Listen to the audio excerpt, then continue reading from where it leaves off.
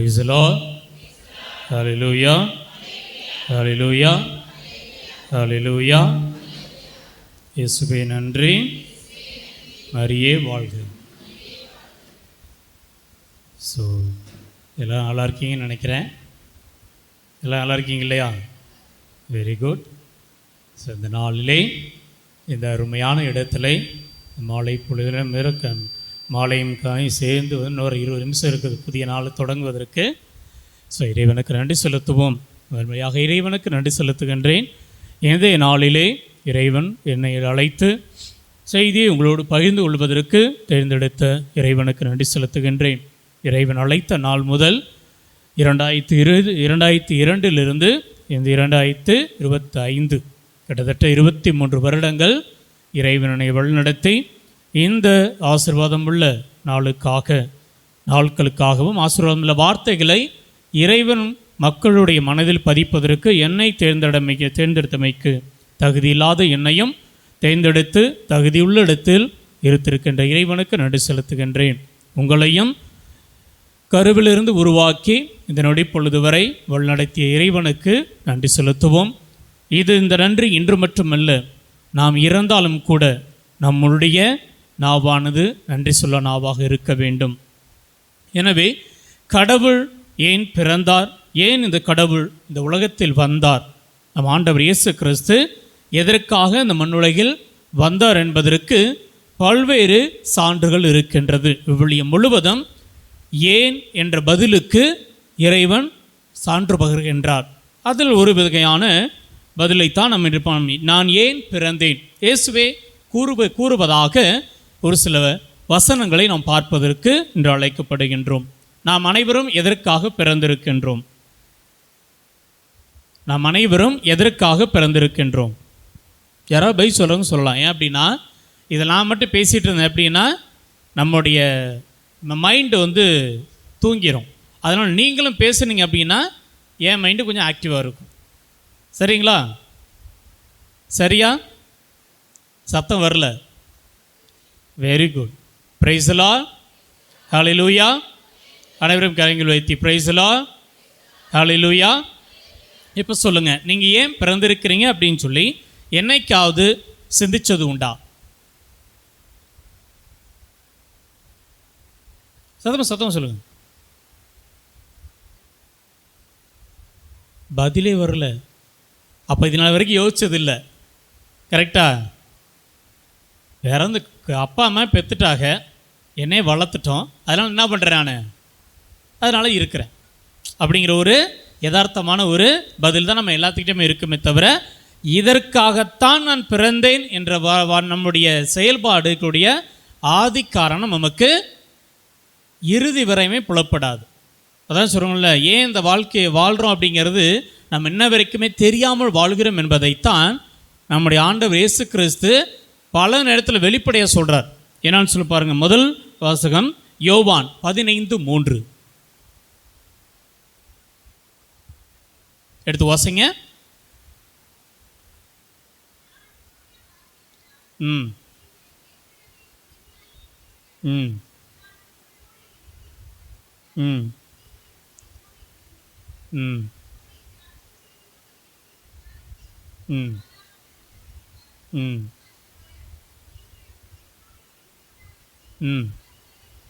ம் ம் ம் ம் எதற்காக வந்திருக்கின்றார்? நீங்கள் என்னோடு இணைந்திருக்கணும். முதல் காரணம் அவர் நம்மோடு இணைந்திருக்கணும், நாம் அவர் கூட இணைந்திருக்கணும். ஒரு மரத்தில் நம்முடைய எளிமையான வாசகத்துக்கு வருவோம். ஒரு மரத்தில் கிளையை வெட்டிட்டா அந்த கிளை கனி தர முடியுமா? ஒரு மரத்தில் கிளையை வெட்டிடுறோம், வெட்டின உடனே அது கனி தர முடியுமா அப்படின்னு பார்த்தா முடியாது. ஆனால் ஒரு சில மரங்கள் வெட்டி நீங்கள் நட்டிங்க அப்படின்னு என்ன தர முடியும்? அது விளைந்து கனி தர முடியும். சரிங்களா? ஆனால் இறைவனோடு இணையாத எந்ததொரு மனமும் இறைவனுடைய பலனை மக்களுக்கு கொடுக்க முடியாது. Praise the Lord. Praise the Lord. Hallelujah. நீங்கள் இறைவனோடு இணையாத நேரம் எல்லா நேரமுமே வீணான நேரம்தான். நம்ம சொல்ல முடியாது நாம் இறைவனோடு இணையலை அப்படின்னு சொல்லவே முடியாது. ஆனால் நாம் இறைவனுடைய ஆன்மாவை சுமந்து கொண்டு இருக்கின்றோம். உண்மையா இல்லையா? உண்மையா இல்லையா? உண்மை. நீங்கள் அதில் யாருமே பொய் சொல்ல முடியாது. ஏன் தெரியுமா? அப்படி நீங்கள் பொய் சொல்கிறீங்க அப்படின்னா கண்டிப்பாக நீங்கள் மனித பிறவியாக இருக்க முடியாது. காரணம், ஆதாமுக்கு கடவுள் எப்படி உயிரை கொடுக்கிறார்? ஆதாமுக்கு எப்படி கடவுள் உயிரை கொடுக்கிறார்? களிமண்ணை எங்கேருந்து நல்லா உருட்டுறாரு, நல்லா எடுக்கிறாரு. எடுத்த உடனே நல்லா ஒரு அழகிய உருவத்தை கொடுக்கிறார். அவருடைய நாசிலில் யாருடைய ஆவியை ஊதுகிறார்? கடவுளுடைய ஆவியை ஊதுகிறார். அப்போ நாம் சுமந்துக்கிட்டு இருக்கிற ஆவி யாருடையது?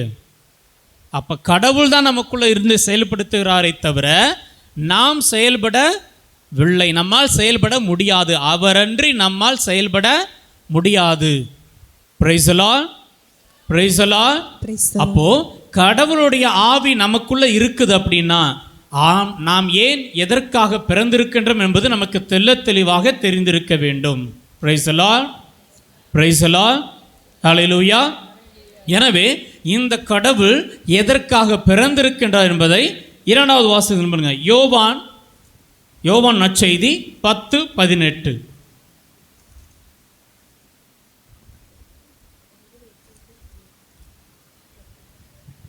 ம்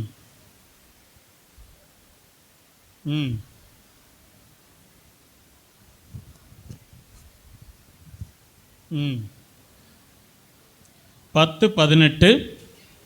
என் உயிரை என்னிடமிருந்து யாரும் பறித்து கொள்வதில்லை, நானாகவே அதை கொடுக்கிறேன்.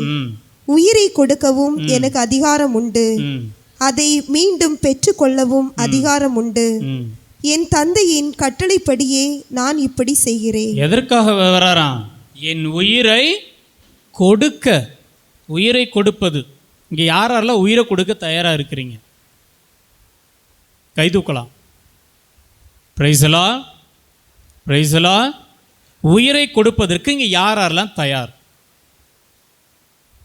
என்ன சாமி, நடுசாமத்தில் நாங்கள் உயிரை காப்பாற்றிக்கிறதுக்கு வேண்டுறதுக்கு வந்திருக்கிறோம், இங்கே உயிரை வாங்கிறதுக்கு சொல்கிறீங்களே, இது நியாயமா அப்படின்னு கேட்கக்கூடாது. சரிங்களா? கடவுள் எந்த கடவுளாக, அதான் நம்முடைய இதில் வரலாற்றில் எடுத்து பார்த்தோம்னா எந்த கடவுளுமே நான் தன்னை முழுமையாக இறப்பதற்கு தயாரிக்க வருவாரா அப்படின்னு பார்த்தா யாருமே அந்த மாதிரி நமக்கு இல்லை. ஆனால் நம்ம ஆண்டவர் இயேசு கிறிஸ்து எத்தனை வருஷம் இறப்புக்கு தயாரிக்கிறார்? 33 வருடங்கள் இறப்புக்குன்னு சொல்லி தயாரிக்கிறார். அதுலேயும் கடைசி 3 வருடங்கள் ரொம்ப ரொம்ப ஆர்வமாகவும் ரொம்ப விகரச தயாரிக்கிறார். எப்படி? இறப்புக்காக, இந்த உயிரை கொடுப்பதற்கு. அவர் ஒரு உயிரில் இத்தனை கோடி மக்கள், இந்த உலகமே மீட்பு பெற போகுது அப்படின்னா அந்த உயிரை இழப்பதில் அவருக்கு எந்த விதமான மன வருத்தம் கிடையாது. தெளிவாக வாசம் இருக்குது பாருங்க. நானேகவே அதை கொடுக்கிறேன். அதாவது நீங்கள் யாரும் என்ன முடியாது, ஆண்டவருடைய உயிரை எடுக்க முடியாது. கரெக்டா? நம்ம யாருமே ஆண்டவருடைய உயிரை எடுக்கவும் முடியாது. ஆனால் நாம் உயிரை ஆண்டவர் என்ன பண்ணலாம்? நம்ம உயிரை ஆண்டவர் எடுக்க முடியும். உயிரை கொடுக்கவும் எனக்கு அதிகாரம் உண்டு, அதை மீண்டும் பெற்றுக்கொள்ளவும் எனக்கு அதிகாரம் உண்டு. இதுதான் கடவுள் கொடுப்பதற்காக வருகின்ற. எதை கொடுப்போம்? மற்றதெல்லாம் பொருள் ஈஸியாக நம்ம கொடுத்துடலாம். நம்ம வீட்டில் இருக்கிற பொருளை எந்தப்பா போனால் போயிட்டு மன விரும்பலையோ எடுத்து கொடுத்துட முடியும். ஆனால் உயிரை கொடுப்பது என்பது அவ்வளவு எளிதான காரியம் அல்ல. அதுவும் யாருக்காக? தனக்காக அல்ல, பிறருக்காக, மக்களுக்காக. எந்த மனிதர்கள் என்றே வேண்டாம் என்று ஒதுக்கினார்களோ, எந்த மனிதர்கள் இவன் பொய்யை என்று ஒதுக்கினார்களோ, எந்த மனிதர்கள் நான் சாப்பாடு தின்கிறவன் என்று ஒதுக்கினார்களோ, எந்த மனிதர்கள் இவன் பொய்யன், பேயை வெற்றி விரட்டுகிறான் என்று சொன்னார்களோ, அந்த மனிதர்களுக்காக உயிரை கொடுப்பது என்பது எளிதான காரியமா அப்படின்னு பார்த்தா இல்லை. அதையும் துச்சமென மதித்து கடைசியாக வாசகத்தில் தெளிவாக சொல்றார், இந்த மக்கள் அறியாமல் செய்கிறார்கள், இவர்களை மன்னியும். 33 வருடம் தயாரித்து இறக்கின்ற தருவாயில் கூட, அந்த உயிரை கொடுக்கின்ற சூழ்நிலை வரும்போது கூட ஆண்டவர் கொடுக்காமல் போகவில்லை, எதையும் நம்மிடமிருந்து எடுக்கவில்லை. Praise the Lord. ஹல்லேலூயா. ஹalleluya. அனைவரும் கரங்களை உயர்த்தி ஹல்லேலூயா. ஹalleluya. Praise the Lord. Praise the Lord. மூன்றாவது வாசகம் மத்தேயு 9:14.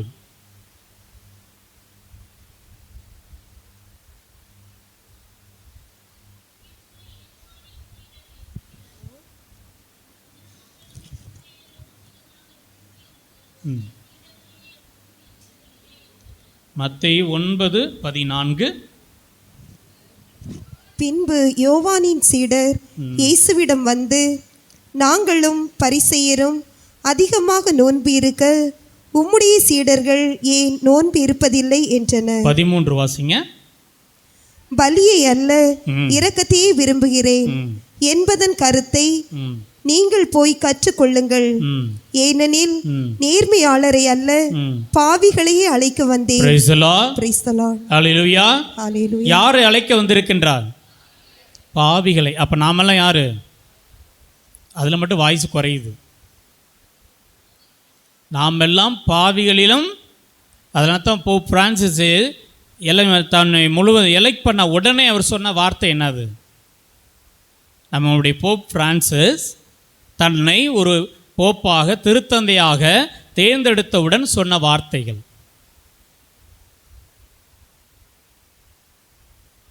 அவர் இரக்கம் திருவையில் இருக்கிறார், பட் இரக்கம் இப்போ மீண்டு வந்து விட்டார்.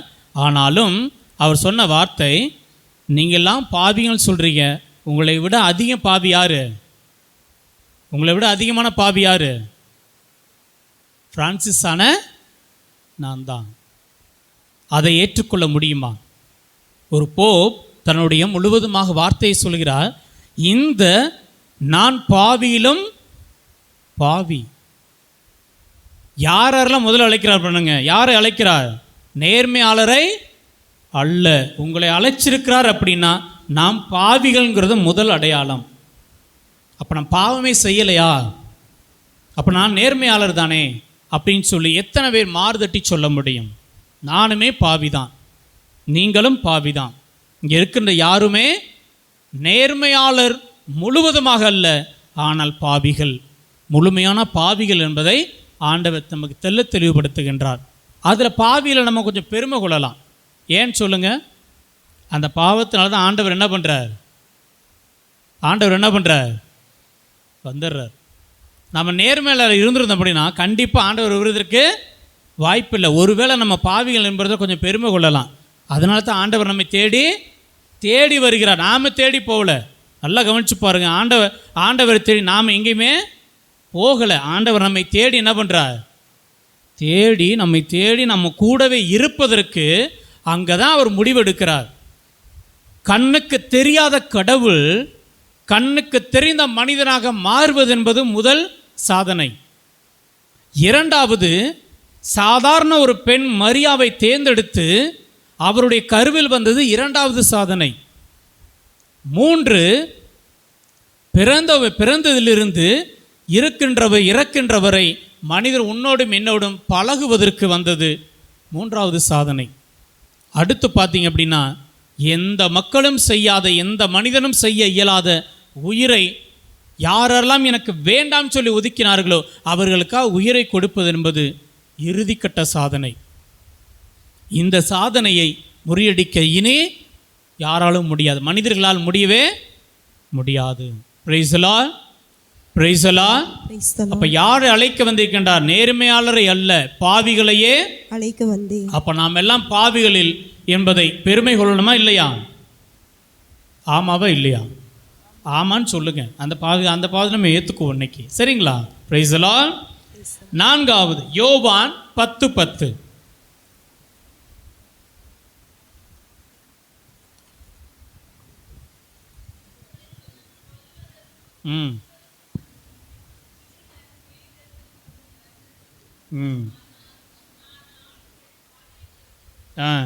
என்ன? யார்? மாடுகள் வாழ்வை பெரும்பொருட்டு நிறைவாக, அது குறைவாக கூட கிடையாதான், நிறைவாக பெரும்பொருட்டு ஆண்டவர் வந்துட்டார் உங்களுக்கு. ஆனால் இன்னும் நம்ம நிறைவு பெறவில்லை என்பதுதான் நம்முடைய மனது. நிறைவாய் பெரும்பொருட்டு ஆண்டவர் வந்து விட்டார். ஆனால் அந்த நிறைவு இன்னும் நமக்குள்ளே இருக்குதா அப்படின்னு பார்த்தா நமக்கு இல்லை என்று தான் சொல்ல முடியும். Praise the Lord, praise the Lord, hallelujah. எனவே நம்முடைய ஆண்டவர் நமக்கு நிறைவாக கொடுக்கணும். எதையுமே வந்து குறைவில்லாமல் கொடுக்கணும். எதுவுமே குறைவு இருக்கக்கூடாது. எதுவுமே குறைவு இருக்கக்கூடாது. 3 வேளை நம்ம இன்னைக்கு காலையில், மத்தியானம், நைட்டு சாப்பிட்டோமா? சாப்பிட்டீங்களா? யாரெல்லாம் நைட் சாப்பிடல? ஒன்று நான் சாப்பிட்டேன். ஆனால் எனக்கு அண்ணன் வாங்கி கொடுத்துட்டாரு. வந்த உடனே இட்லி போன ஃபாதர் என்ன வேணும் ஃபாதர் சொல்லிட்டு அவர் வந்தோடனே என்கிட்ட கேட்டார். ஃபாதர் முனியாண்டி விலாஸில் ஒரு மெனு கார்டு கொடுத்த மாதிரி கொடுத்தாரு. இட்லி, தோசை, ஆப்பம், இடியாப்பம், பரோட்டா, எது ஃபாதர் வேணும்னாரு. ஒன்று இட்லி மட்டும் போது வாங்கி கொடுங்க அப்படின்னு கொண்டாந்து கொடுத்துட்டார் எனக்கு. அப்போ 3 வேளை நமக்கு என்ன பண்ணுறார்? சாப்பாடை கொடுத்துட்றார். நல்ல உடை, அழகான உடை நம்ம போட்டோன்னே வெளியில் பார்த்தோன்னே அழகாக இருக்குதுப்பா அப்படிங்கிற உடை கொடுத்துருக்கிறார். கீழே உட்காந்து ஃபேனு கடியில் உட்காந்து நம்ம அழகாக ஆண்டவருடைய வார்த்தை கேட்டுட்ருக்குறோம். ஷெல்டர், பாதுகாப்பு கொடுத்துருக்கிறார். இதையெல்லாம் தாண்டி இந்த நிமிஷத்துக்கு நம்ம உயிரோட வச்சிருக்கிறார். இதை விட ஒரு கடவுள் நமக்கு என்ன செஞ்சிட முடியும்னு நம்ம எதிர்பார்க்குறோம்? இதை விட ஒரு கடவுள் நமக்கு என்ன செய்யணும்னு எதிர்பார்க்குறோம் அப்படின்னா, நாம் எதையெல்லாம் வேண்டாம் காலப்போக்கில் இறுதி நாட்களில் வேண்டாம் என்று ஒதுக்கப் போகின்றோமோ அதைத்தான் இந்த நேரத்தில் வேண்டும் வேண்டும் என்று தேட மனது துடிக்கின்றது. அந்த குறைவான மனதை ஆண்டவரால் நிறைவேற்றவே முடியாது. நிறைவான வாழ்க்கையை கொடுத்து விட்டார், நிறைவான உணவை கொடுத்து விட்டார், நிறைவான இருக்கையை கொடுத்து விட்டார், நிறைவான பாதுகாப்பை கொடுத்து விட்டார். ஆனால் நம்முடைய பேர் ஆசையை மட்டும் அவரால் நிறைவேற்றவே முடியாது. அப்போ நிறைவான வாழ்க்கையை கொடுத்திருக்கிறார். அதுக்காகத்தான் நம்ம சொல்லுவோம் praise the Lord, praise the Lord, hallelujah. அப்போ தவக்காலம் நமக்கு வரக்கூடிய 40 நாட்கள், 40 நாள் யார் கஷ்டப்பட போகிறா? யார் கஷ்டப்பட போகிறா? இயேசு, நாம கிடையாது. நல்லா தெளிவாக பாருங்க. 40 நாளும் அவர் வருஷம் வந்து கஷ்டப்பட்டு போகிறார். தொடக்கத்திலிருந்து கடைசி வரை அவர் கஷ்டப்பட்டு அடிபட்டு இறந்து உயிர்த்தெழுந்து அவர் வருஷம் போயிட்டுருக்கிறார். ஆனால் நம்மால் அந்த தவக்காலத்தை முழுமையாக அனுபவித்து இந்த பாடுகளில் ஒரு துளியம் நம்ம அனுபவிக்க முடிகிறதா என்று பார்த்தோமையானால் குறைவாகத்தான் இருக்க முடியும். அந்த கஷ்டம் வேண்டான்னு சொல்லித்தான் ஆண்டவன் எது கஷ்டப்படுகிறார்? நீங்கள் யாருமே கஷ்டப்படக்கூடாது அப்படிங்கிறதுக்காக அனைத்து கஷ்டத்தையும் யார்கிட்ட ஏற்றுக்க சொல்கிறாரு? தான் ஏற்றுக்கிறேன். சுமை சுமந்து சோர்ந்திருப்பவர்களே எல்லோரும் என்னோட வாருங்கள், யாரும் சுமக்க வேண்டாம். என் பிள்ளைகள் நீங்கள் சந்தோஷமாக இருக்கணும். பெத்த பிள்ளைகள், உங்களுக்கு இந்த பிள்ளைங்கள்லாம் நிறைய பேர் கூட்டி வந்திருக்கிறீங்க, பாராட்டுக்கள். இந்த பிள்ளைங்கள்லாம் சந்தோஷமாக இருக்கணும் தானே இங்கே வந்திருக்கிறீங்க. அந்த பிள்ளைகள்லாம் சந்தோஷமாக வாழணும். என் பிள்ளைங்க நல்லபடியாக இருக்கணும், என் பிள்ளைங்க சந்தோஷமாக வாழணும், நல்லா படிக்கணும், நல்லா வேலைக்கு போகணும், நல்லா சந்தோஷமாக சிரிச்சு நான் சிரிச்சுக்கிட்டே இருக்கிறத நான் பார்க்கணும் அப்படின்னு சொல்லித்தானே ஆண்டவர் தேடி வந்திருக்கிறோம். அந்த ஆண்டவர் தானே உங்களையும் அழைத்திருக்கின்றார் சந்தோஷமாக இருக்கிறதுக்காக.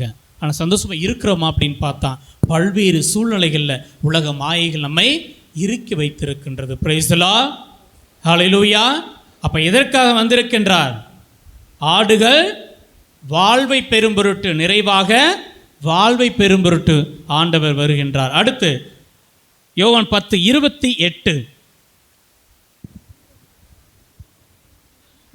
நான் அவற்றிற்கு நிலை வாழ்வை அளிக்கிறேன், அவை என்றுமே அழியா, அவற்றை எனது கையில் இருந்து யாரும் பறித்து கொள்ள மாட்டார். அவற்றை எனக்கு அளித்த என் தந்தை அனைவரையும் விட பெரியவர். அவற்றை என் தந்தையின் கையில் இருந்து யாரும் பறித்து கொள்ள இயலாது. நானும் தந்தையும் ஒன்றாய் இருக்கிறோம் என்றார். யோவான் 10:28. வாசத்தை தப்பு நினைக்கிறேன். நிலைவாழ்வை அவை என்றுமே அழியாது, அவற்றை எனது கையிலிருந்து யாரும் பறித்து கொள்ள முடியாதியா. Praise the Lord, praise the Lord, hallelujah. நிலைவாழ்வு, அவங்களுக்கு நிலைவாழ்வு ஏற்கனவே கொடுத்தாச்சியா. உங்களுக்கு நிலைவாழ்வு ஏற்கனவே கொடுத்தாச்சு. நீங்கள் யாருமே சாக போகிறது கிடையாது. நீங்கள் யாருமே சாக போகிறது கிடையாது. நாம் யாருமே சாகவும் முடியாது.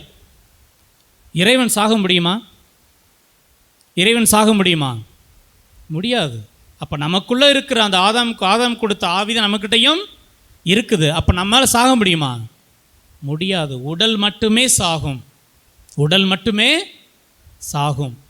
ஏன் அப்படின்னா அது மண்ணிலிருந்து எடுக்கப்பட்ட நிலையில்லாத ஒரு பொருள். ஆனால் ஆவி என்பது இறைவனிடமிருந்து வந்த நிலையான ஒரு ஆன்மா. அதுக்கு இறப்பு என்பது கிடையாது. ஏற்கனவே தெள்ள தெளிவாக சொல்லிட்டார், அவற்றுக்கு நிலை வாழ்வை அளிக்கிறேன், கொடுத்தாச்சு. இனி அந்த வாழ்வை உங்களிடமிருந்து யாரும் பறித்து கொள்ள முடியாது. Praise the Lord. அடுத்து யோவான் செய்தி 8:38.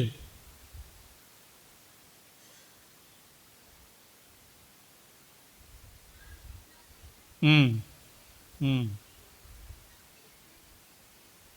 ம் ம் யோவான் 10:38மா, 8:38. நான் என் தந்தையிடம் கண்டதை சொல்கிறேன், நீங்கள் உங்கள் தந்தையிடம் இருந்து கேட்டதை செய்கிறீர்கள் என்றார்.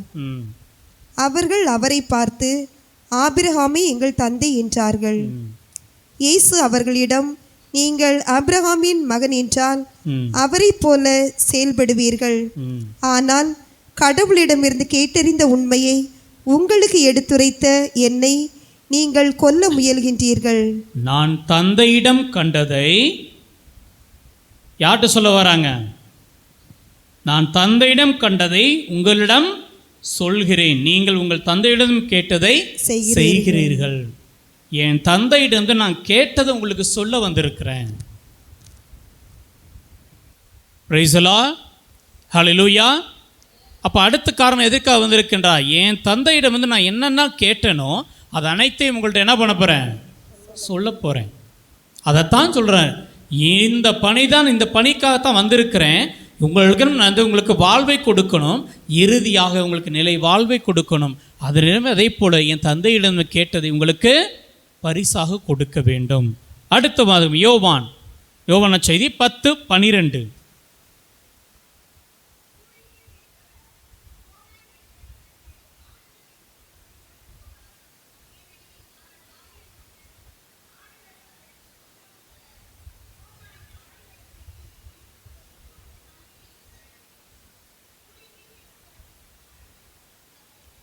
ம் ம் ம் ம் ம் ம் ம் எதையா கொடுக்குறாரு? தந்தையினுடைய ஆடுகள். தந்தை என்கிட்ட ஆட்டை ஒப்படைச்சிருக்கிறார். அந்த ஆடுகளுக்கு நான் என்ன பண்ணுறேன்? என் உயிரை கொடுக்கின்றேன். Price the Lord. யோவான் 16:33.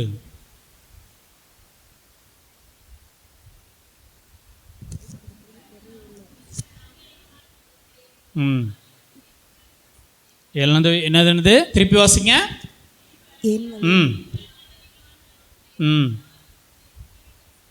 என் வழியாய் நீங்கள் அமைதி காணும் பொருட்டு. அடுத்து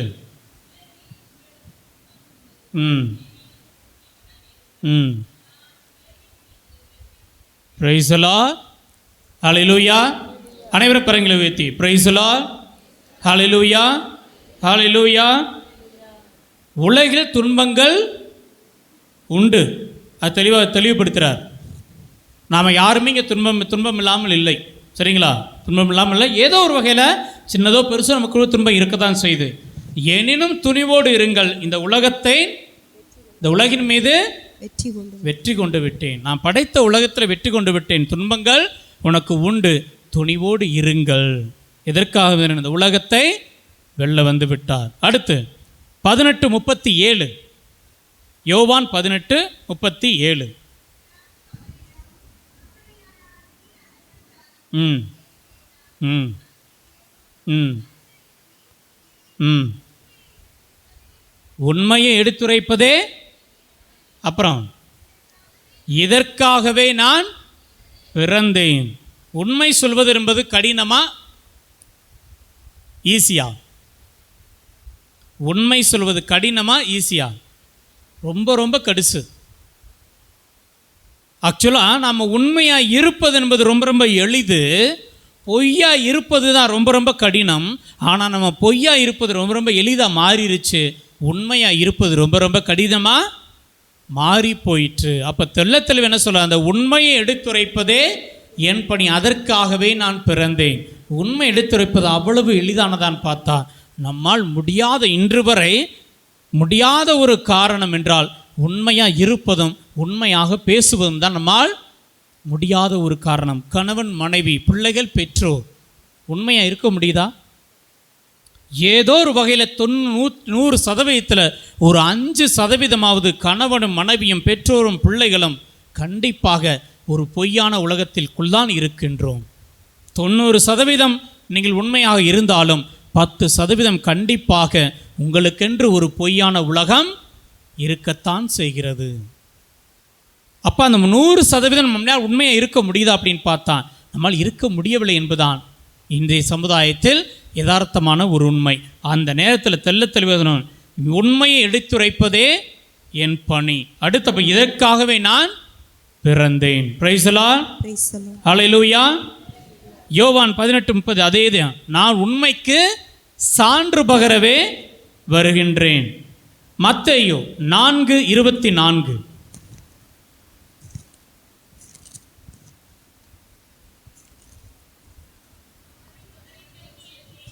ம் ம் ம் ம் ம் ம் ம் ம் ம் எதற்காக வந்தார்? குணமளிக்க வருகின்றார். நான் பிணியாளர் அனைவரையும் குணமாக்கவே வருகின்றேன். எதற்காக வந்தார் என்பதையும் நமக்கு தெள்ளத்தெளிவாக வரிசை பட்டியலிடுகிற போது எதெல்லாம் வரிசை படித்து பார்த்தோம் அப்படின்னம்னா, பிணிகளாலும் வாதைகளாலும் வருந்திய நோயால், பேய் பிடித்தோர், மதிமயங்கியோர், முடக்குவாதமுற்றோர் ஆகிய அனைவரும் அழைத்துரைப்பட்டனர். அவர் அனைவரையும் குணமாக்குகின்றார். Praise the Lord. Hallelujah. Hallelujah. Praise the Lord.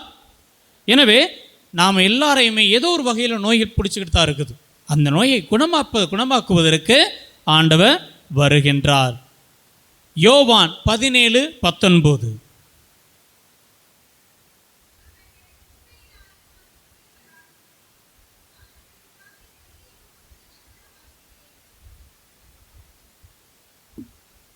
மேலும் படிங்க.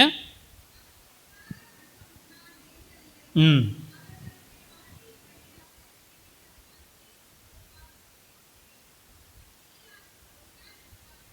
ம்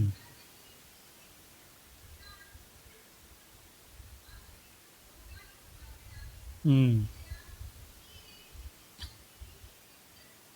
19 நமக்கு தெளிவாக உண்மையினால் உனக்குரியவாகும்படி அவர்களுக்கு என்னையே அர்ப்பணமாக்குகிறேன். அவர்கள் உண்மையினால் உமக்கு உரியவராகும்படி, அதாவது நம்மை கடவுள் ஏற்கனவே நம்முடைய பிள்ளைகள் தான். கடவுள் வந்து நம்முடைய கடவுள், நம்ம வந்து ஆண்டவருடைய பிள்ளைகள். இருந்தாலும் இப்போலாம் தவறி போகின்ற பொழுதெல்லாம் அவர் நம்ம என்ன பண்ணுறார்? மீண்டும் அழைத்து அவர்கிட்ட திருப்பி ஒப்படைக்கின்றார். நம்முடைய வீட்டில் உள்ள பிள்ளைங்கள் இருக்காங்க இல்லையா, எப்பயாவது சின்ன பிள்ளைங்க தவறி போச்சுன்னா, சரி சின்ன பிள்ளை தவறி போச்சா அப்படியே விரட்டி விட்டுறோமா? இல்லையே, வேகமாக ஓடி வீட்டில் கூட்டி வந்து நல்ல புத்தி சொல்லி, இதப்போ அந்த உலகம் புரிஞ்சுக்க வாழ்ந்துரு அப்படின்னு சொல்லி அவளை திருத்தி தான் பிள்ளையத்தானே வச்சுருக்குறோம். அதுதான் கடவுளும் நம்மை தம்முடைய கடவுள் அவருடைய பிள்ளைகள் ஆக்கும்படி முழுமையாக ஒப்பு கொடுக்கின்றார். Price the Lord. Hallelujah. Hallelujah. Lucas நற்செய்தி 4:18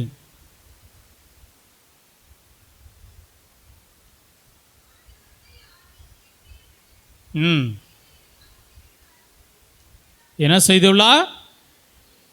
அடுத்து எதுக்காக முதல் நல்லா வச்சு பாருங்க. ஏழைகளுக்கு, அடுத்து சிறைப்பட்டோர் விடுதலை அடையவும், ம்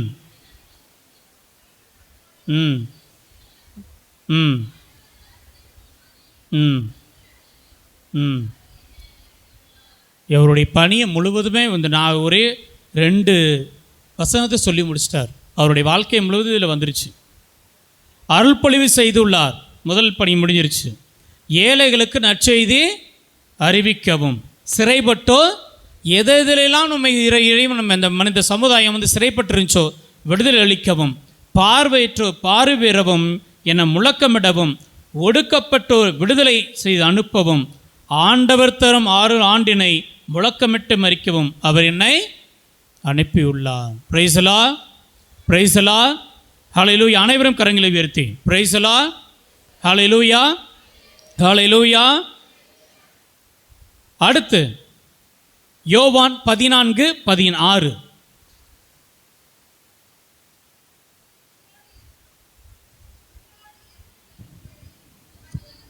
யோவான்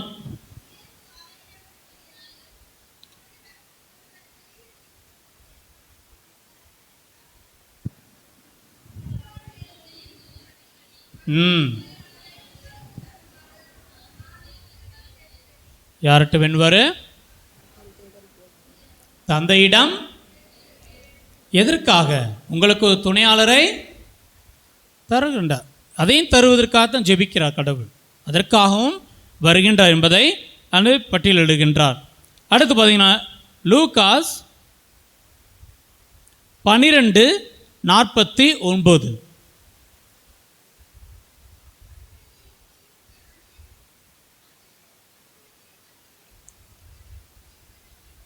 என்ன செய்ய வந்திருக்கிறாராம்?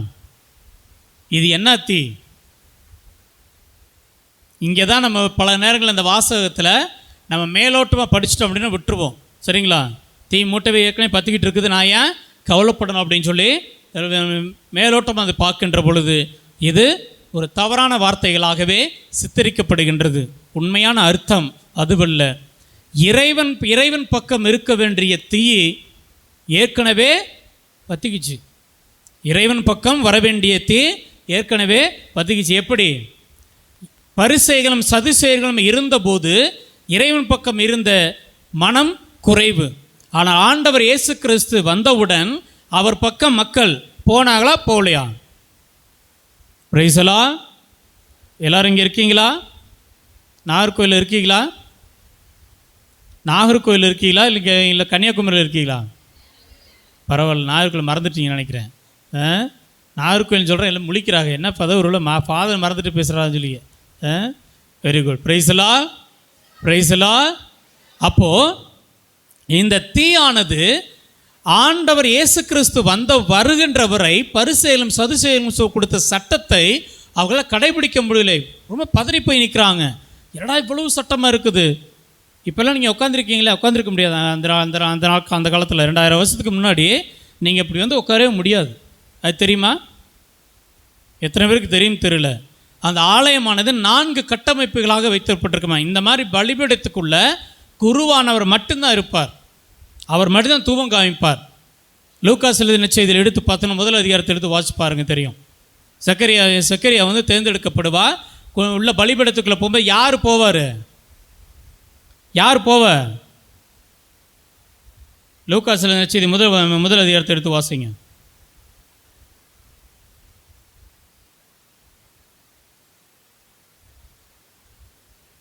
குருத்துவமடி மரபுக்கேற்ப ஆண்டவரின் திருக்கோவிலுக்கு சென்று தூவம் காட்டுவது யாரென்று அறிய சீட்டுக்குழிக்கு போட்டபோது அது செக்கரியாவின் பெயருக்கு வந்தது. லூக்காஸ் நற்செய்தி வசனம் 9, அதிகாரம் 1 வசனம் 9. அப்போது பலிபீடத்தில் யார் போய் பலி செலுத்தணும் அப்படின்னா குருவானவர் மட்டும்தான் உள்ளே இருக்க முடியும். வேறு யாருமே வெளியில், வேறு யாருமே உள்ளே என்ன அனுமதி கிடையாது. அந்த முதல் கட்டமைப்புக்குள்ள குருவானவர் மட்டும், 2வது கட்டமைப்புக்குள்ள பரிசேயர்களும் சதுசேயர்களும், 3வது வந்து அறிஞர்கள், 4வது வட்டம் வெளியில் தான் மக்கள். அப்போ உள்ளே அவர் சென்று வரும்போது அவங்க மக்கள் என்ன பண்ணிட்டு இருப்பாங்க? வெளியில் காத்துக்கிட்டு இருப்பாங்க. ஆண்டவருடைய செய்தியை கேட்பதற்கு வெளியில் காத்துட்டு இருப்பாங்களாம். உள்ள அந்த மாதிரி உட்காந்து பலிபீடத்தின் மீது நீங்கள் முன்னாடி பார்க்க முடியாது. குறிப்பிட்ட நேரம்தான், 5லேருந்து 1 மணி நேரத்துக்குள்ள அந்த பலிபீடத்திலேருந்து பலிபீடத்தை செலுத்தி தூபம் காட்டி முடித்த உடனே வெளியில் வந்து நற்செய்தியை சொல்லணும். அதுதான் அந்த குருவானவர்களுக்கு கொடுக்கப்பட்டிருக்கின்ற கட்டளை. இப்போ இந்த கட்டளை தாண்டப்படுகின்ற எப்போது? அப்போது ஒரு நிமிஷம் லேட் ஆகுது அப்படின்னா அங்கே ஏதோ தவறு நடந்திருக்குது, ஏதோ நடந்திருக்குது, காட்சி கிடைச்சிருக்குது அப்படிங்கிற ஐதீகம் அந்த காலத்தில் இருந்துச்சு. அதனால தான் செக்கரியா உள்ளே போய் பலிபீடத்தில் பலி செலுத்தி முடித்ததுக்கப்புறம் தாமதம் ஆகின்ற பொழுது மக்கள் மத்தியில் பதட்டம் ஆரம்பிக்குது, ஏதோ நடந்திருக்குது அப்படின்னு சொல்லிட்டு. வெளியே வர்றவர் ஊமையாக வரார். என்னடா உள்ளே போனவர் பேசிகிட்டே போனவர் வெளியில் வரும்போது ஊமையாக வராருன்னு சொல்லி மக்கள்லாம் பதறி போய் நிற்கிறாங்க. அப்போ தான் அவங்க தெளிவாக கண்டுபிடிக்கிறாங்க, ஆண்டவருடைய காட்சி இவருக்கு கிடைத்திருக்குதுன்னு சொல்லி. பிரைஸ் தி லார்ட், ஹல்லேலூயா. அப்போது கடவுள் உங்களை எங்கே இருந்து உள்ளே எவ்வளோ தூரம் பக்கத்தில் கொண்டு வந்துட்டார் அப்படின்னா, அவர் வந்து மக்களை பக்கத்தில் கொண்டு வரல, தன்னை மக்கள் பக்கத்தில் என்ன பண்ணிட்டார்? பக்கத்தில் கொண்டு போயிட்டு நிப்பாட்டிக்கிட்டார். நீங்கள் தேடி வர வேண்டாம், நான் உங்களை தேடி வந்திருக்கின்றேன். ஆனால் அந்த செக்கரியாவை கூட புரிந்து கொண்ட மக்கள் ஆண்டவர் இயேசு கிறிஸ்துவை புரிந்து கொண்டார்களா அப்படின்னு பார்த்தா இல்லை என்று தான் சொல்ல முடியும்.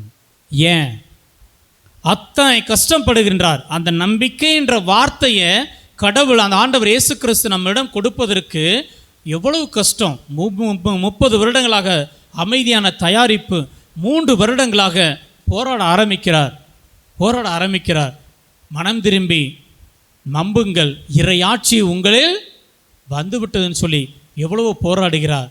மக்கள் அனைவருமே வேடிக்கை பார்த்த வண்ணம் தான் இருக்கின்றார்களே தவிர ஆண்டவருடைய செய்தியைவோ அவர் இறையாட்சியை நம்புவதற்கு மக்கள் குறைவாகவே இருந்தார்கள். ஆரம்ப காலகட்டத்தில் அவரை நம்புகிறவர்கள் மிக மிக குறைவு. பிரைஸ் தி லார்ட், ஹல்லேலூயா. சத்தமாக price the Lord, hallelujah, hallelujah, hallelujah. எனவே இந்த செய்தியைத்தான் மக்களிடத்தில் பதிப்பதற்கு தன்னையும் குழந்தையாக மாற்றிக்கொண்டு மனிதனாக மாற்றிக்கொண்டு சக உறவுகளோடு வாழ்வதற்கும், எப்படி சக உறவுகளோடும் எத்தனை தான் கஷ்டமாக இருந்தாலும் சரி அந்த மனிதரோடு வாழ்வதற்கு கற்றுத்தர வருகின்றார். அடுத்து யோவான் 14:6.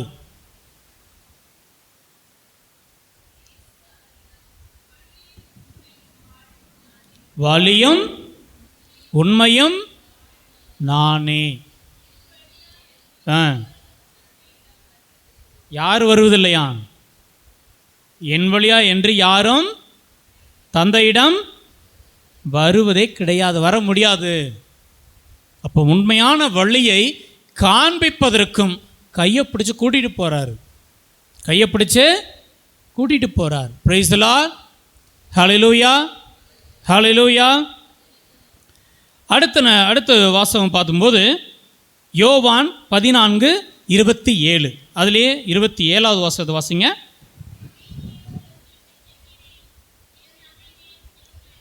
எதை அளிக்க வருகிறார்? அமைதியை அளிக்க வந்திருக்கின்றார். எதுக்கெல்லாம் ஆண்டவர் வந்து நாம் எதுக்காக வந்தால் ஒரே ஒரு வார்த்தையில் சொல்லலாம், பாவத்தை போக்குவதற்கு வந்து மட்டுமல்ல, எதெல்லாம் கொடுக்குறாங்க அப்படியே பட்டியலில் போடுறாரு பாருங்க. யாரெல்லாம் அமைதியை கொடுக்க வந்திருக்கின்றார். இங்கே யாரெல்லாம் இந்த நிமிஷம் வரைக்கும் அமைதியாக சந்தோஷமாக வாழ்கிறேன் ஃபாதர் அப்படிங்கிறவங்க கை தூக்குங்க. 1 2 3 4 5 இன்னும் மேலே மற்றவங்க கையெல்லாம் எலும்பலை.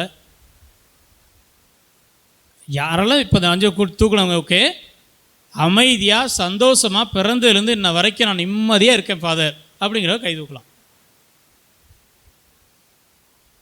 இதுதான் அமைதி. இந்த அமைதியை கொடுக்கறதுக்கு வரல அவர், சரிங்களா? மனதில் ஒரு அமைதியை கொடுப்பதற்கு வருகின்றார். அந்த அமைதி என்பது நம்ம ஈஸியாக சொல்லிடுறோம், அமைதியாக இருறா அப்படின்னு சொல்லி. நாம் இப்போ இருக்கிற அமைதி நாம் விரும்புகிற அமைதி கிடையாது. இந்த வாயை கட்டுப்படுத்துவதனால் வரக்கூடிய அமைதி உண்மையான அமைதி கிடையாது. நீங்கள் கண்ணை மூடி உங்களை பற்றியோ உங்கள் வாழ்க்கை முறை பற்றி நினைக்கின்ற பொழுது மன வருத்தம் இல்லாமலும் யாரு கூட பகைமையும் இல்லாமலும் எந்த மனிதர்களும் நினைத்தாலும் எந்த விதமான தீ எண்ணங்களும் வரவில்லையோ, எந்த நேரத்திலும் இங்கே இருக்கின்ற அனைவரையும் பார்த்து முகமலர்ச்சியோடு எந்தவித மன நெருடல் இல்லாமல் பேச முடிகின்றதோ அப்பொழுதுதான் நீங்கள் மன நிம்மதியோடு வாழ்கின்றீர்கள் என்று அர்த்தம். எந்த நிமிடத்தில் நான் மன்னிப்பை கொடுத்துவிட்டு மீண்டும் அந்த மனிதரை அதே நேரத்தில் சந்திக்கின்ற பொழுது அவர் செய்த தவறும் என்னுடைய மனதில் எந்த விதமான பாதிப்பையும் உண்டாக்கவில்லையோ, நீங்கள் அமைதியோடு வாழ்கின்றீர்கள் என்ற அர்த்தம். எந்த மனிதனோடு நீங்கள் இதனால் வரை பொறாமையும் வேதனையும் கொண்டிருந்தீர்களோ அந்த மனிதனை பார்த்து நலமோடு இருக்கின்றாய் என்று புன்முறுவோடு கேட்க முடிகின்றதோ, நீங்கள் அமைதியாக வாழ்கின்றீர்கள் என்ற அர்த்தம். இல்லை என்றால் உங்களுடைய நாவு மட்டுமே கட்டப்படுகின்றதை தவிர அமைதியான வாழ்க்கை நம்மிடம் இல்லை என்றுதான் அர்த்தம். Praise the Lord. Hallelujah, hallelujah, hallelujah. எனவே நீங்கள் அமைதியான வாழ்க்கை வாழ விரும்புகின்றீர்கள் என்றால் முதலில் மன்னிக்க கற்றுக்கொள்ளுங்கள். Praise the Lord. ஹல்லேலூயா. நீங்கள் எப்போது மன்னிக்க ஆரம்பித்து விட்டீர்களோ அப்போது நீங்கள் உங்களுடைய வாழ்க்கையில் நிம்மதியை பற்றி கவலைப்பட தேவையில்லை, உங்களுக்கு நிம்மதி கிடைத்துவிடும். அதற்கு ஆண்டவர் இயேசு கிறிஸ்து தெளிவாக நம்முடைய பரலோகத்தில் விண்ணுலகின்ற எங்கள் ஜெபத்தில் தெளிவாக சொல்கிறார். என்ன சொல்கிறார்? விண்ணுலகின்ற எங்கள் ஜெபம் சொல்லுங்க பார்ப்போம்.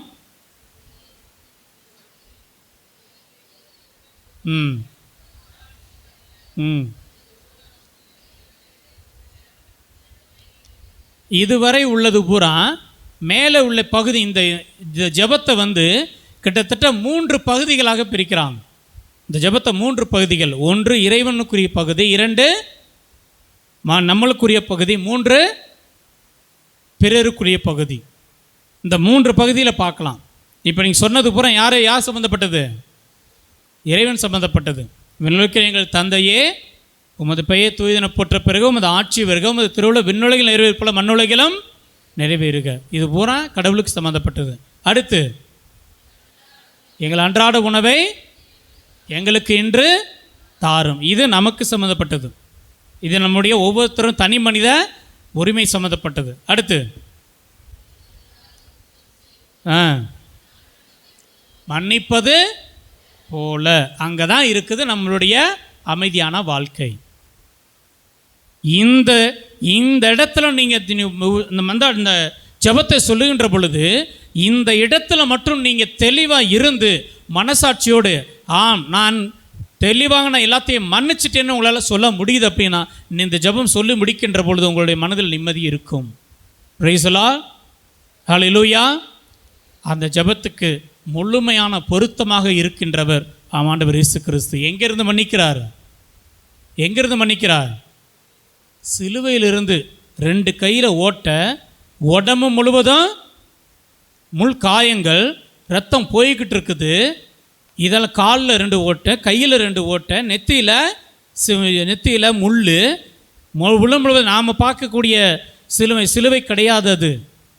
அந்த மாதிரி அவர் பாடுபட்ட அந்த சிலுவையை நீங்கள் பார்த்தீங்கனாலோ, இல்லை அந்த பாடுபட்ட அந்த உடலை நீங்கள் பார்த்தீங்கன்னாகவோ நீங்கள் ஜென்மத்துக்கு சாப்பிட முடியாது. நீங்கள் வாழ்நாள் முழுவதும் அந்த வேதனையை நினச்சி சாக முடியும். அவ்வளவு பெரிய வேதனையானது அவர் பட்ட பாடுகள். நாம் அந்த வார்த்தைகள்லாம் விவரிக்க முடியாது. ரெய்மண்ட் ப்ரவுன் சொல்லி ஒரு எழுத்தாளர், டெத் ஆஃப் மெசாயா அப்படின்னு சொல்லி ஒரு புத்தகத்தில் அவருடைய இறப்பை பற்றி இன்ச் பை இன்ச்சாக விளக்கி சொல்லியிருப்பார். அந்த புத்தகத்தை இன்னும் படிக்க படிக்க படுகோரமாக இருக்கும். அவருடைய உடல் எப்படிப்பட்டது இருந்துச்சுன்னா, இந்த முழு முதுகுக்கு பின்னாடி அடித்த அடிகள்னால எலும்பு தெரியுமா? எங்கே என்ன எலும்புலாம்? இந்த வரிச்செலும்பு இருக்கு இல்லையா, இந்த எலும்பு தெரியுமா? பின்னாடி இருக்கின்ற எலும்புகள் எல்லாம் அந்த சிலுவையில் இருக்கக்கூடிய 2 குச்சிகளும் விஷக்குச்சிகள், விஷமரங்கள். அந்த விஷம் உள்ளமுள்ள தொட்டுச்சுன்னா கண்டிப்பாக மனிதர்கள் இறந்து விடுவார்கள். அந்த விஷமும் அந்த உடம்புல என்ன பண்ணிக்குது? ஒட்டிக்கிட்டு நிற்குது. ஒரு பக்கம் விஷம், இன்னொரு பக்கம் கிழிந்த சதை, 3வது எலும்புகள் தெரிய இரத்த ஓட்டம், கையில் ஆணிகள். இத்தனையும் கொடுத்த மனிதர்களை பார்த்து மன்னிக்க முடியும் என்றால் நம்மால் ஏன் மன்னிக்க முடியவில்லை? Praise the Lord. Hallelujah, hallelujah. அனைவரும் கரங்களை உயர்த்தி price the Lord, hallelujah, hallelujah. அப்போ அந்த மன்னிப்பு என்பது எவ்வளவு ஆழமானது அப்படின்னா, நீங்களும் நானும் நினைத்து பார்க்க முடியாத அளவுக்கு ஆழமானது இந்த மன்னிப்பு என்ற ஒரு கருத்தானது. அதை அவளை எளிதாக கொடுத்துட முடியாது. நம்ம சொல்லிடுறோம், ஏய் சின்ன பிள்ளை மன்னிச்சிருப்பா, கிடையாது. நீங்கள் முழுமையாக மன்னிச்சிட்டீங்க அப்படின்னா அடுத்த முறை அந்த தவறு நடக்கின்ற பொழுதோ, அந்த தவறான மனிதனை பார்க்கின்ற பொழுதோ, அந்த பாதிப்பு முதல் தடவை பார்க்கின்ற அந்த வருகின்ற கோபமும் வேதனையும் மீண்டும் மன்னித்த பிறகு வரக்கூடாது. அப்படி வந்தது என்றால் நீங்கள் மன்னிக்கவில்லை என்று அர்த்தம். Praise the Lord, hallelujah. எனவே அந்த மன்னிப்பை கொடுக்க வருகின்றார். அது அவ்வளவு எளிதான காரியமும் அல்ல. அதை கொடுக்கின்ற மனிதர்கள் உயர்ந்த மனிதர்களாக மட்டுமே இருக்க முடியும். உயர்ந்த மனிதர்களாக மட்டுமே இருக்க முடியும். 60 வயசு 70 வயசு 80 வயசுன்னு சொல்லி தாண்டிட்டோம். ஆனால் மன்னிப்பை கொடுக்க முடிகின்றதா என்று பார்த்தால் நம்மால் முடியவில்லை. அதுதான் நம்மிடையே இருக்கக்கூடிய அமைதியற்ற வாழ்க்கைக்கு ஆணித்தரமான காரணம். பிரைஸ் தி லார்ட், ஹல்லேலூயா, ஹல்லேலூயா. அமைதியை உங்களுக்கு விட்டு செல்கிறேன், அமைதியை உங்களுக்கு அளிக்கிறேன், நான் உங்களுக்கு தரும் அமைதி உலகம் தரும் அமைதியை போன்றதல்ல. நீங்கள் உள்ளம் கலங்க வேண்டாம், மருள வேண்டாம். ஆண்டவர் அமைதியை கொடுக்கிறார். ஆனால் அதை நம்ம பெற்று வைக்கிறதுக்கு மனசில் இடம் இருக்கு அப்படின்னு பார்த்தா இல்லை. எனவே அடுத்து பாருங்க, எசாயா 57:5.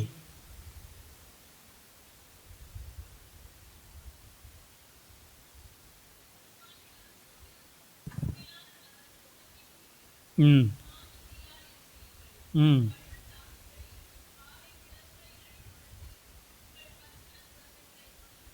ம் ம் ம் ம் எசாயா 57:5.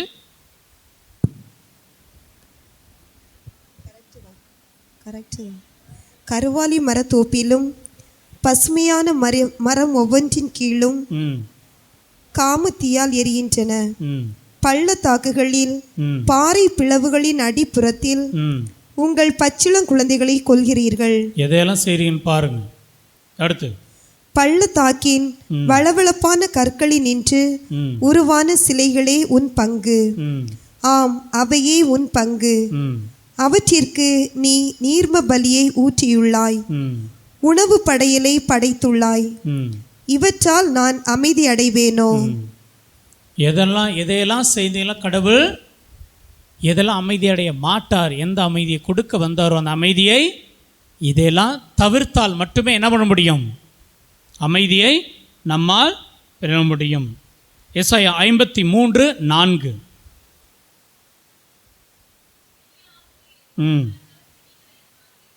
எதை தாங்கிக் கொண்டா? பிணிகளை மொத்தமாக ஏற்றுக்கிட்டார். நீங்கள் நொன்ன வேதனைகள் அடைகிற அனைத்தையும் அவர் கடவுள் ஏற்றுக்கிட்டார். Praise the Lord, praise the Lord, hallelujah. யோவான் 17:6.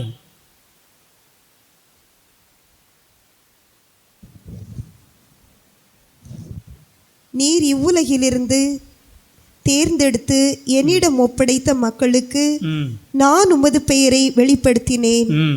உமக்கு உரியவர்களாயிருந்த அவர்களை நீர் என்னிடம் ஒப்படைத்தீர். அவர்களும் உம் வார்த்தைகளை கடைபிடித்தார்கள். நீர் எனக்கு தந்தவை அனைத்தும் உம்மிடமிருந்தே வந்தவை என்பது இப்போது அவர்களுக்கு தெரியும். ஏனெனில் நீர் என்னிடம் சொன்னவற்றையே நான் அவர்களிடமும் சொன்னேன். எதையெல்லாம் சொல்ல வந்திருக்கிறார் கடவுள்? எதையெல்லாம் இயேசு கிறிஸ்துவிடம் சொன்னாரோ அது அனைத்தையும் யார்கிட்ட சொல்லிட்டார்? நம்மக்கிட்ட நற்செய்தியின் வாயிலாக சொல்லிட்டார். எல்லாத்தையுமே பட்டியல் போட்டு கையில் கொடுத்துருக்கின்றார். Price the Lord, hallelujah. யோவான் நற்செய்தி 6:55.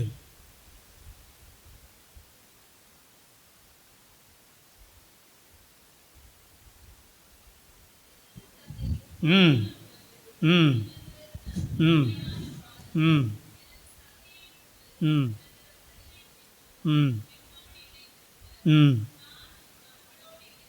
ம் ம் ம் ம் நாம் ஆண்டவர் இயேசு கிறிஸ்துவனுடைய உடலையும் இரத்தத்தையும் குடிக்கின்ற பொழுது நாம் அவரால் வாழ்கின்றோம். Praise the Lord. Hallelujah, hallelujah. அனைவரும் ஒரு சில நம்ம எழுந்து நிற்போமா? அனைவரும் எழுந்து நிற்போம். அனைவரும் எழுந்து நிற்போம். இல்லை அப்படி கொஞ்சம் நிலுங்க பார்ப்போம்.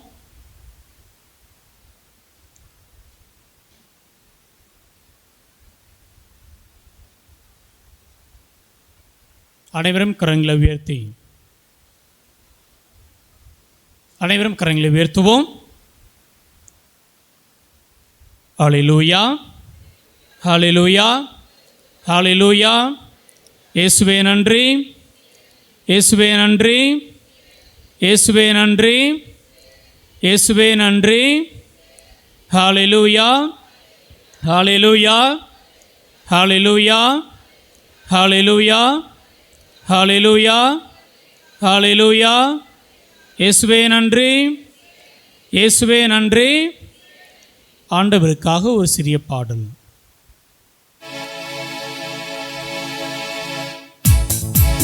அனைவரும் கரங்களை தட்டி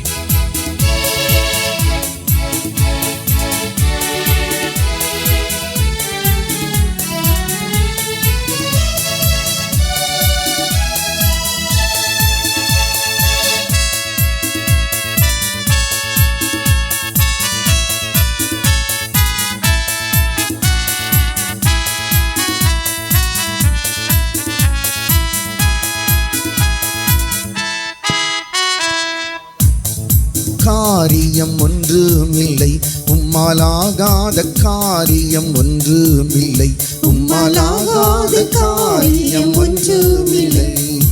எல்லாமே உம்மாலாகும், அல்லேலூயா, எல்லாமே உம்மாலாகும். உம்மாலாகாத காரியம் ஒன்றுமில்லை, உம்மாலாகாத காரியம் ஒன்றுமில்லை, உம்மாலாகாத காரியம் ஒன்றுமில்லை. எல்லாமே உம்மாலாகும், அல்லேலூயா, எல்லாமே உம்மாலாகும். ஆகும், எல்லாமாகும், உம்மாலேதான் எல்லாமாகும். ஆகும், எல்லாமாகும், உம்மாலேதான் எல்லாமாகும்.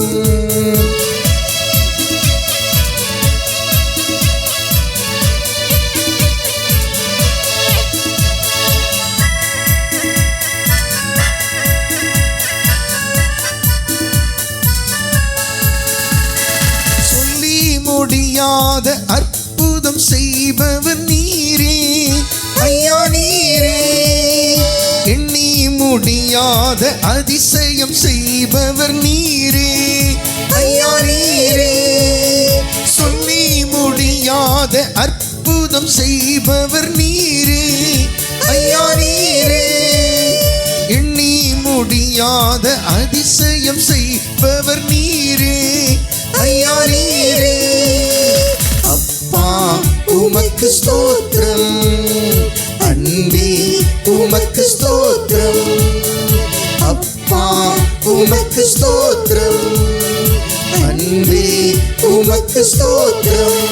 உம்மாலாகாத காரியம் ஒன்றுமில்லை, உம்மாலாகாத காரியம் ஒன்றுமில்லை, உம்மாலாகாத காரியம் ஒன்றுமில்லை. எல்லாமே உம்மாலாகும், அல்லேலூயா, எல்லாமே உம்மாலாகும்.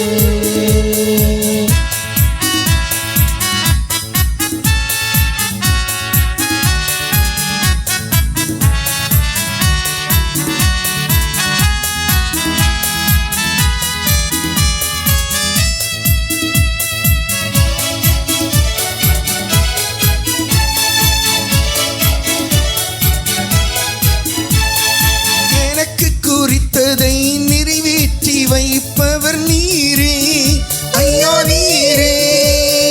எனக்காக யாவையும் செய்து முடிப்பவர் நீரே ஐயா, நீரே. எனக்கு குறித்ததை நிறைவேற்றி வைப்பவர் நீரே ஐயா, நீரே. யாவையும் செய்து முடிப்பவர் நீரே. ஐயா நீரே, அப்பா உமக்கு ஸ்தோத்திரம், அன்பே உமக்கு ஸ்தோத்திரம், அப்பா உமக்கு ஸ்தோத்திரம், அன்பே உமக்கு ஸ்தோத்திரம். உம்மாலாகாத காரியம் ஒன்றுமில்லை, உம்மாலாகாத காரியம் ஒன்றுமில்லை, உம்மாலாகாத காரியம் ஒன்றுமில்லை. எல்லாமே உம்மாலாகும், அல்லேலூயா, எல்லாமே உம்மாலாகும். சேர்ந்து பாடுவோம். ஆகும், எல்லாமாகும், உம்மாலேதான் எல்லாமாகும். ஆகும், எல்லாமாகும், உம்மாலேதான் எல்லாமாகும். ஆகும், எல்லாமாகும், உம்மாலேதான் எல்லாமாகும். Praise the Lord. Praise the Lord. Hallelujah. Hallelujah. Hallelujah. Hallelujah. Hallelujah. Hallelujah. இயேசுவே நன்றி. இயேசுவே நன்றி. இயேசுவே நன்றி. இயேசுவே நன்றி. மரியே வாழ்க. மரியே வாழ்க. அனைவரும் அமர்வோம்.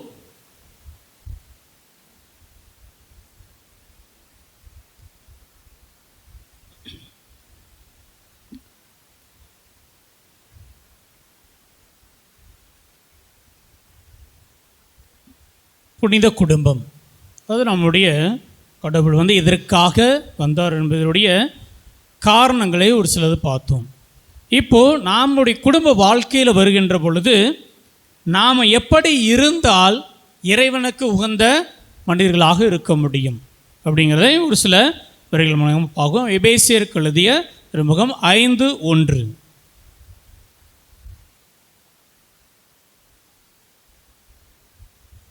ஆகவே நீங்கள் கடவுளின் அன்பார்ந்த பிள்ளைகளாய் அவரை போல் ஆகுங்கள்.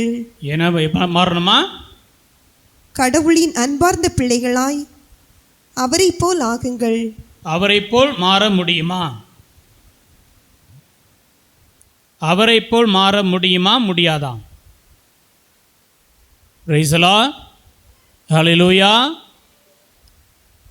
மனிதர்களைப் போல் மாற முடியும், மாற முயற்சி செஞ்சுட்ருக்குறோம். ஆனால் கடவுளைப் போல் மாற முடியுமா அப்படின்னு பார்த்தா நம்மால் மாற்றுவதற்கு இயலாது. நம்மால் கடவுளால் மாறவே முடியாது. ஏன்? கடவுளுடைய மனது அவ்வளவு தூய்மையானது, எண்ணங்கள் தூய்மையானது, வார்த்தைகள் தூய்மையானது, செயல்பாடுகள் தூய்மையானது, இறப்பும் தூய்மையானது, உயிர்ப்பும் தூய்மையானது. அப்போ பிறப்பிலிருந்து இறக்கின்ற வரை தம்மை முழுவதுமாக தூய உள்ளத்தோர் தூயவராக இருக்கின்ற பொழுது மட்டுமே இறைவனை நாம் பிரதிபலிக்க முடியும். Praise the Lord. Hallelujah. Hallelujah. அப்போ எபேசியர் 5:1 முதல்ல அந்த வாசகத்தை திருப்பி வாசிங்க பார்ப்போம். ஆகவே நீங்கள் கடவுளின் அன்பார்ந்த பிள்ளைகளாய் அவரை போல் ஆகுங்கள். அவரை போல் ஆக நாம் என்ன பண்ணிட்டு இருக்கிறோமா? முயற்சி மட்டுமே செய்து கொண்டு இருக்கின்றோம். எவ்வளவு தூரம் முயற்சி செய்கிறோம் அப்படின்னு பார்த்தா நாம் எவ்வளவு தூரம் இந்த உலக மாயையிலிருந்தும் நம்முடைய பிரச்சனைகள், வேதனைகள், சோதனை அனைத்திலுமிருந்தும் தவிர்த்து இறைவனை நினைத்து அவர் கூட இருக்கின்றோமோ அந்த நேரம் மட்டுமே இறைவனைப் போல மாறுவதற்கு முயற்சி செய்கின்றோம். மற்ற நேரங்களில் அனைத்துமே மற்ற மனிதர்களைப் போல் மாறுவதற்காக முயற்சி செய்து கொண்டு இருக்கின்றோம். Praise the Lord. Hallelujah. Hallelujah. நம்முடைய வாழ்க்கையில் பிறரை காப்பீடிக்காத ஒரு விஷயம் நம்ம வாழ்க்கையில் செய்கிறோம்னா அது என்னது? மற்றவங்களை காப்பீடிக்காமல் நாம் மட்டும் எந்த விதமான காப்பிரைட் இல்லாமல் செய்யக்கூடிய விஷயம் நம்ம வாழ்க்கையில் என்னது?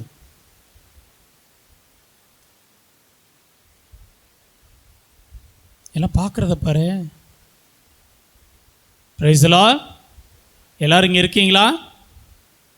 கன்னியாகுமரி கடல் பக்கத்தில் இருக்கீங்களா? Very good. கொஞ்ச நேரம் போனால் கடலில் கொஞ்சம் குளிப்பாட்டி கூட்டு வந்தது சரிப்படும் நினைக்கிறேன். Price the Lord. சொல்லுங்கள், நீங்கள் காப்பீடிக்காத ஒரு விஷயம் நீங்கள் வாழ்க்கையில் இது வரைக்கும் செய்கிறீங்க அப்படின்னா என்ன விஷயம்? யோசிக்கிறாங்க. எல்லாத்தையும் காப்பி அடிச்சானா செஞ்சிட்ருக்குறோம். பரீட்சையும் காப்பி அடிக்கிறோம், வாழ்க்கையும் காப்பி அடிக்கிறோம். எதுவுமே பேலன்ஸ் இல்லைப்பா. அதை என்னன்னு தெரியலன்னு யோசிக்கிறீங்க. சொல்லுங்கள், ஏதோ ஒரு விஷயம் இருக்குது. ஆனால் பிறரை இந்த வாழ்க்கையில் நீங்கள் பார்த்து காப்பி அடிக்காத நீங்களாக ஒரு உண்மையான ஒரு விஷயத்தை வாழ்கிறீங்க அப்படின்னா அது என்ன விஷயத்தில் வாழ்கிறீங்க, என்ன விஷயத்தை செய்கிறீங்க? ரொம்ப யோசிக்கிறீங்க, கண்டிப்பாக பதில் வராது. ஏன்னா அப்படி ஒரு விஷயம் நம்மள்கிட்ட இல்லை. பிறரை காப்பி அடிக்காத ஒரு விஷயம் நம்ம வாழ்க்கையில் நம்ம எதுவுமே செய்கிறோம் அப்படின்னு பார்த்தா இல்லை. ஏதோ ஒரு வகையில் நம்ம பிற மனிதர்களை காப்பியடித்த வாழ்க்கை தான் வாழ்ந்து கொண்டு இருக்கின்றோம். ஆனால் ஆண்டவரை என்னைக்க காப்பி அடிக்கிறோம் அப்படி பார்த்தா கண்டிப்பாக குறைவு. இன்னொருத்தர் நல்ல ட்ரெஸ் போட்டிருந்தால் காப்பி அடிக்கிறோம். இன்னொரு நல்ல ஹோட்டலில் சாப்பிட்டா வேகமாக போய் அந்த ஹோட்டலில் சாப்பிட்டு காப்பி அடிக்கிறோம். நல்லா பாடினாங்க அப்படின்னா அதையே நம்ம காப்பி அடித்து பாடுறோம். நல்லா பேசுனாங்க அப்படின்னா அந்த வார்த்தைகள் எடுத்து காப்பி அடித்து நம்ம பேசுகிறோம். சரிங்களா? நல்லா டான்ஸ் ஆடினா அந்த டான்ஸை எடுத்து நம்ம காப்பி அடித்து நம்ம செய்கிறோம். தூங்குனா நல்ல பெட்டு வாங்கினா அதே போல் நம்மளும் வாங்கினா தூக்கம் வரும்னு நினச்சிக்கிட்டு பெட்டை என்ன இது 25,000 10,000 15,000 மினிமம் ரேட்டு 1000 ரூபாயிலேருந்து 15,000 வரைக்கும் பெட்டை போட்டு வாங்கினாலும் 10 நிமிஷம் கூட இனிமேல் தூங்க முடியல, அப்படியும் காப்பி அடிக்கிறோம். வீடு இருக்கக்கூடிய எந்த பெயிண்ட் அடித்தாலும் நீங்கள் அந்த பெயிண்ட்டோட வாழ போகிறதில்ல, ஆனால் பெயிண்ட்டை காப்பி அடிக்கிறோம். வீடு இன்னொருத்தர் வந்து கடை வாங்கி வீடு 4 மாடி கட்டியிருப்பார், நம்ம 1 மாடி கட்டுறதுக்கே வசதி இருக்காது, அதையும் காப்பி அடிக்கிறோம். அப்போ காப்பி அடிக்காத விஷயம் ஒன்றுன்னா நம்ம ஆன்மா மட்டும்தான். நம்ம ஆன்மா மட்டும்தான் இன்னொருத்தரை காப்பி அடிக்க முடியாது. மற்றபடி எல்லாமே நம்ம என்ன பண்ணுறோம், காப்பி அடித்து வாழுகின்றோம். அப்போது இத்தனை காப்பி, அதாவது பிற மனிதர்களை காப்பி அடிக்க கற்றுக்கொண்ட நாம் இறைவனை மட்டும் ஏன் புனிதர்களைப் போல நம்மால் காப்பி அடித்து வாழ முடியவில்லை, வாழ முயற்சி செய்யவில்லை? இது உங்களிடையே நான் வைக்கின்ற கேள்வி. பிரைசலா பிரைசலா. அப்போ இந்த வாசனை தெளிவாக ஆண்டவே நீங்கள் கடவுளின் அன்பார்ந்த பிள்ளைகளாக அவரை போல் ஆகுங்கள் சொல்லி அழைப்பு கொடுக்கின்றாரே. நம்மால் பிற மனிதர்களையே காப்பியடித்து வாழ கற்றுக்கொண்ட நாம் இறைவனை காப்பியடிப்பது நம்மால் முடியாத ஒரு விஷயம். ஆனால் கடவுள் அது எல்லாத்துக்குமே வழி சொல்கிறார். எதையெல்லாம் நம்ம ஆண்டவரை பார்த்து காப்பியடிக்க முடியலைன்னு சொல்லி வருத்தப்படுறோமோ அது அனைத்தையுமே ஆண்டவர் என்ன சொல்கிறார், கற்றுக் கொடுக்கின்றார். பகைவரை அன்பு செய்வது, எதிரிகளை அன்பு செய்வது,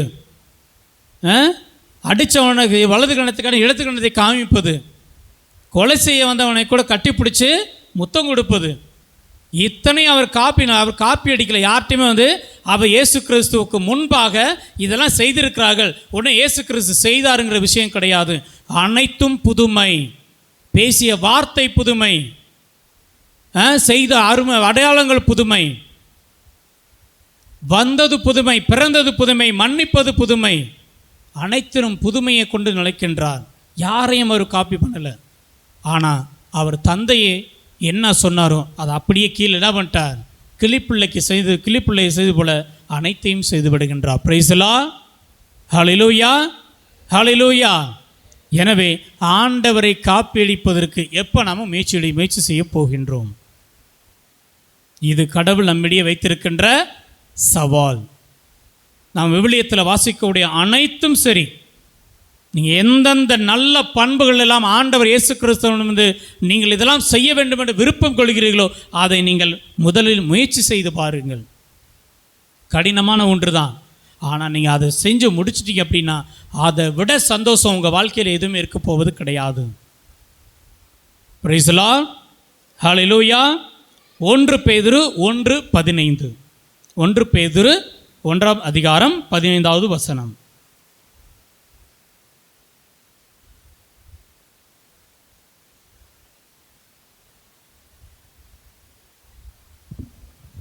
உங்களை அழைத்தவர் தூய்மை உள்ளவராய் இருப்பது போல நீங்களும் உங்கள் நடத்தையிலெல்லாம் தூய்மை உள்ளவர்களாய் இருங்கள். Praise the Lord, praise the Lord, hallelujah, hallelujah, hallelujah, hallelujah. அனைவரும் கரங்களை உயர்த்தி பிரைஸ் தி லார்ட், ஹல்லேலூயா, ஹல்லேலூயா. தூய்மை எவ்வளவு அடுத்து ஒரு சவால் ஆண்டவர் கொடுக்கின்றது. பெற்றோர்களுக்கான அழைப்பு என்ன அப்படின்னா, உங்களை அழைத்தவர் தூய்மை உள்ளவர். இதில் ஏதாவது டவுட் இருக்குதா? உங்களை அழைத்தவர் தூய்மை உள்ளவர், இதில் டவுட் இருக்குதா? இல்லை.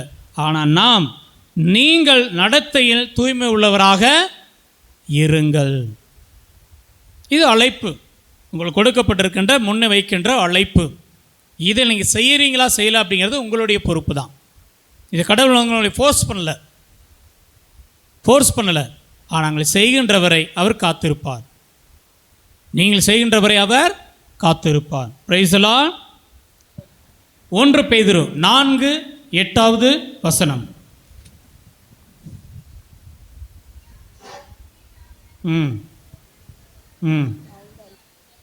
என்ன செய்யணுமா? எவ்வளவு ஆழம்? கன்னியாகுமரி கடல் ஆழமா? எவ்வளவு ஆழமாக அன்பு காண்பிக்கலாம் நீங்கள் சொல்லுங்கள். யோசிக்கிறாங்க. இன்னும் நாங்கள் இன்னும் அளந்து பார்க்கல ஃபாதர், அன்பின் ஆழத்தை இன்னும் அளந்து பார்க்கல ஃபாதர்னு சொல்லக்கூடாது. சொல்லுங்கள், எவ்வளோ ஆழத்தில் நீங்கள் அன்பு காண்பிக்கலாம்? பதிலே வரமாட்டேங்குது. ஒருவேளை டேப் வச்சு அளந்துட்டு இருக்கீங்களா மனசில்? அது இது நான் வரைக்கும் இந்த மாதிரி நான் அளந்தே பார்த்ததில்லை ஃபாதர். டெய்லி எங்களை வேணால் அளந்து பார்க்குறோம். தெரஸ் படிக்கல ஏறி நின்று பார்க்குறோம், வெயிட்டு தான் ஏறுது. ஆனால் எங்களுடைய அன்பு மட்டும் ஏற மாட்டேங்குது. Praise the Lord. ஹல்லேலூயா. எனவே எவ்வளவு ஆழமாக அன்பு காண்பிக்கணுமா? ஆண்டவர் அன்புக்கு எல்லையும் இல்லை, ஆழமும் இல்லை. அவருடைய அன்பை நம்ம கண்டிப்பாக கம்பேர் பண்ணாதீங்க, அது நடக்காது. ஏன்னா நம்மளாம் மனிதர்கள் அப்படிங்கிறத முதல்ல ஏற்றுக்கணும். நம்மளுக்குள்ள ஆழத்தில் எவ்வளவு நீங்கள் அன்பு செய்யலாம் அப்படிங்கிறது நீங்கள் அளந்துக்கங்க, சரிங்களா? அது எவ்வளோ தூரம் அன்பு செய்யுங்க அப்படிங்கிறது உங்களுக்கு தெரியும். இன்னும் உங்களால் இன்க்ரீஸ் பண்ண முடியுமா? இன்க்ரீஸ் பண்ணுங்க. 1 பேதுரு 3:8.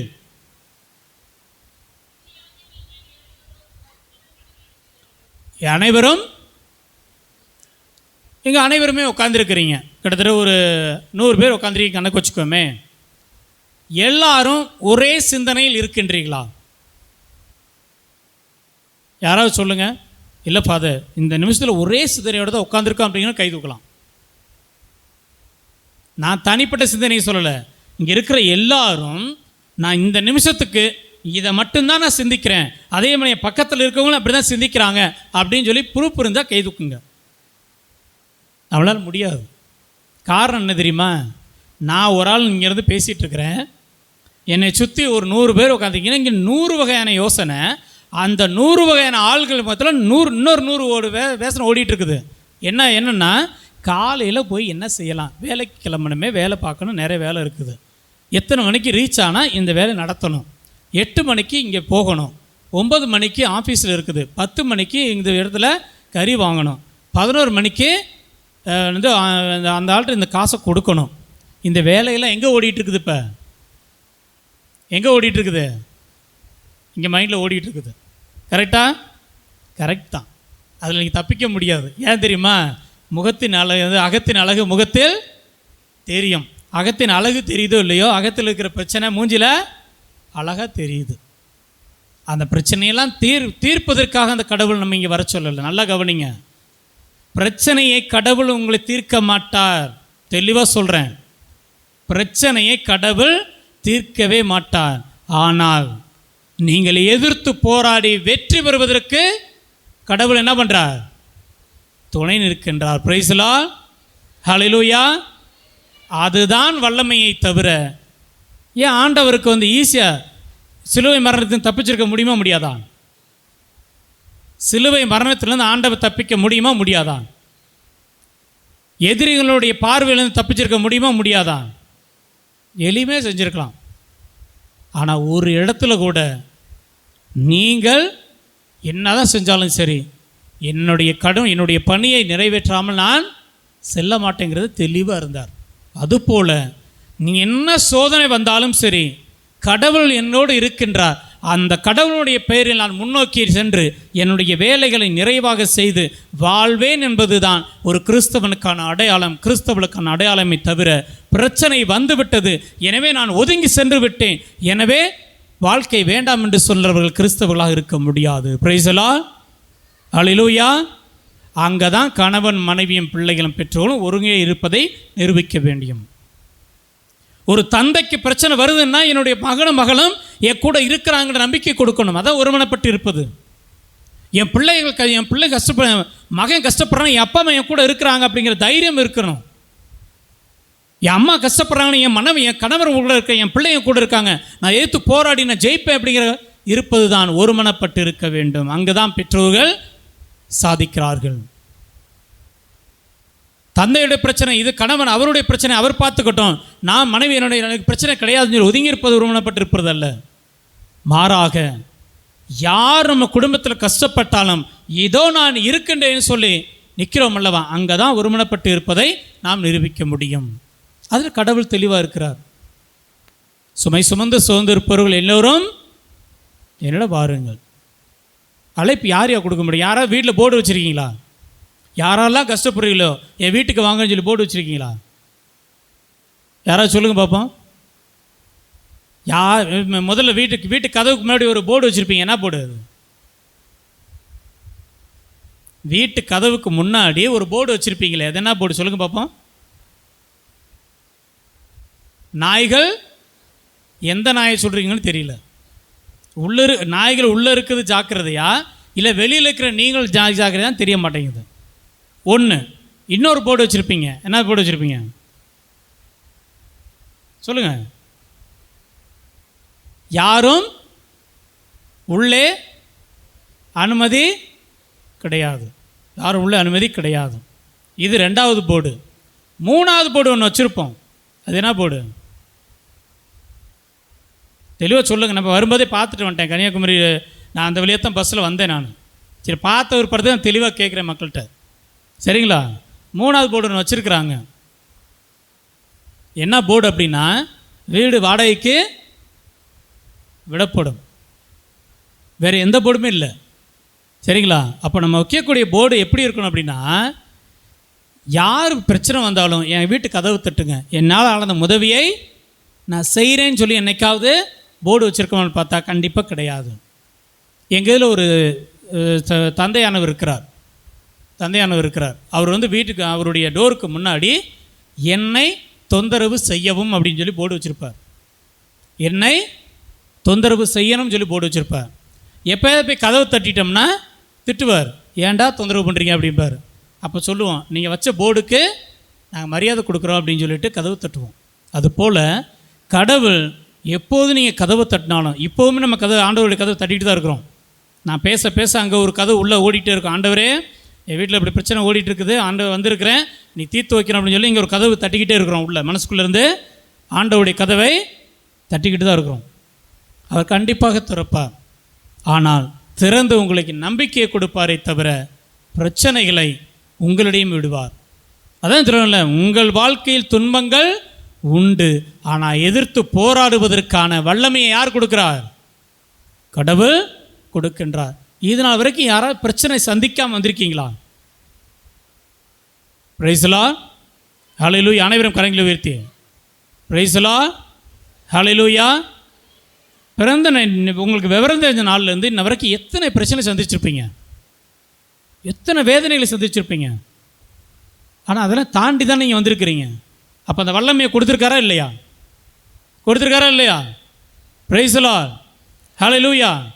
எனவே அந்த பிரச்சனையை எதிர்த்து போராடுவதற்கான வல்லமை தான் ஆண்டவர் நம்ம தருகிறார். அந்த வல்லமையோடு தான் அவரும் போராடுகின்றார்.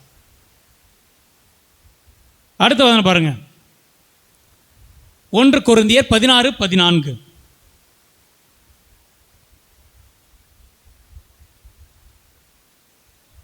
1 கொரிந்தியர் 16:14. அனைத்தையும் அன்போடு செய்யுங்கள். எதை என்ன செய்யணுமா? அனைத்தையும் அன்போடு செய்யுங்கள்.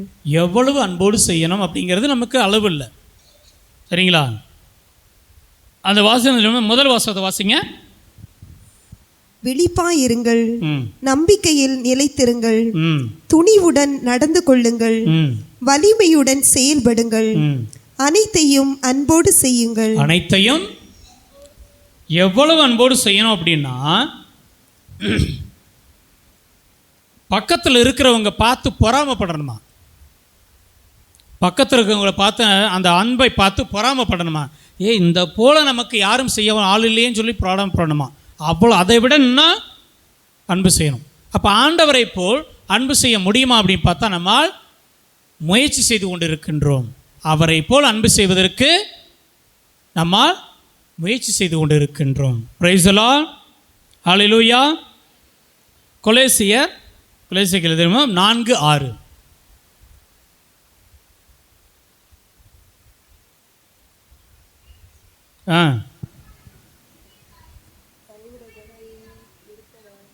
திருப்பி வாசிங்க.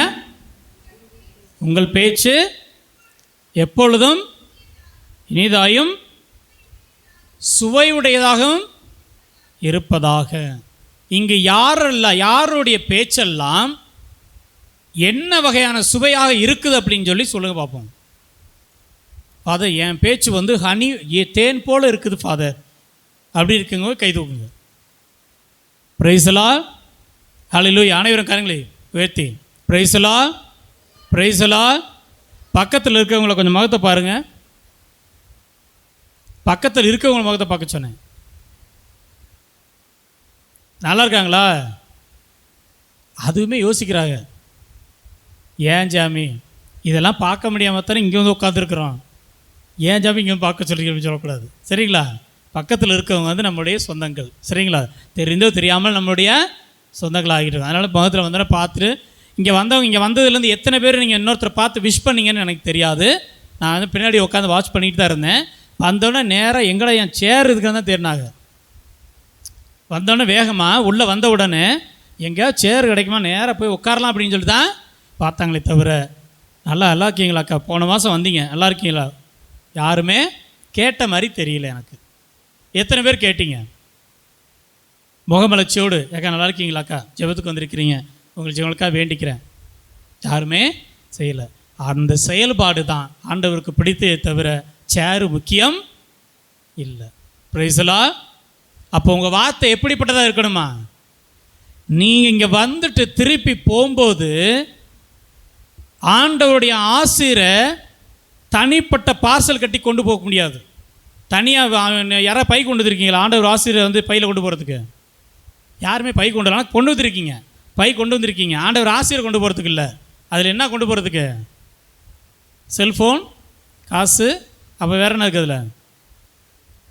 பைபிள், அப்புறம் டைரி, இதுதான் இருக்குது உள்ள.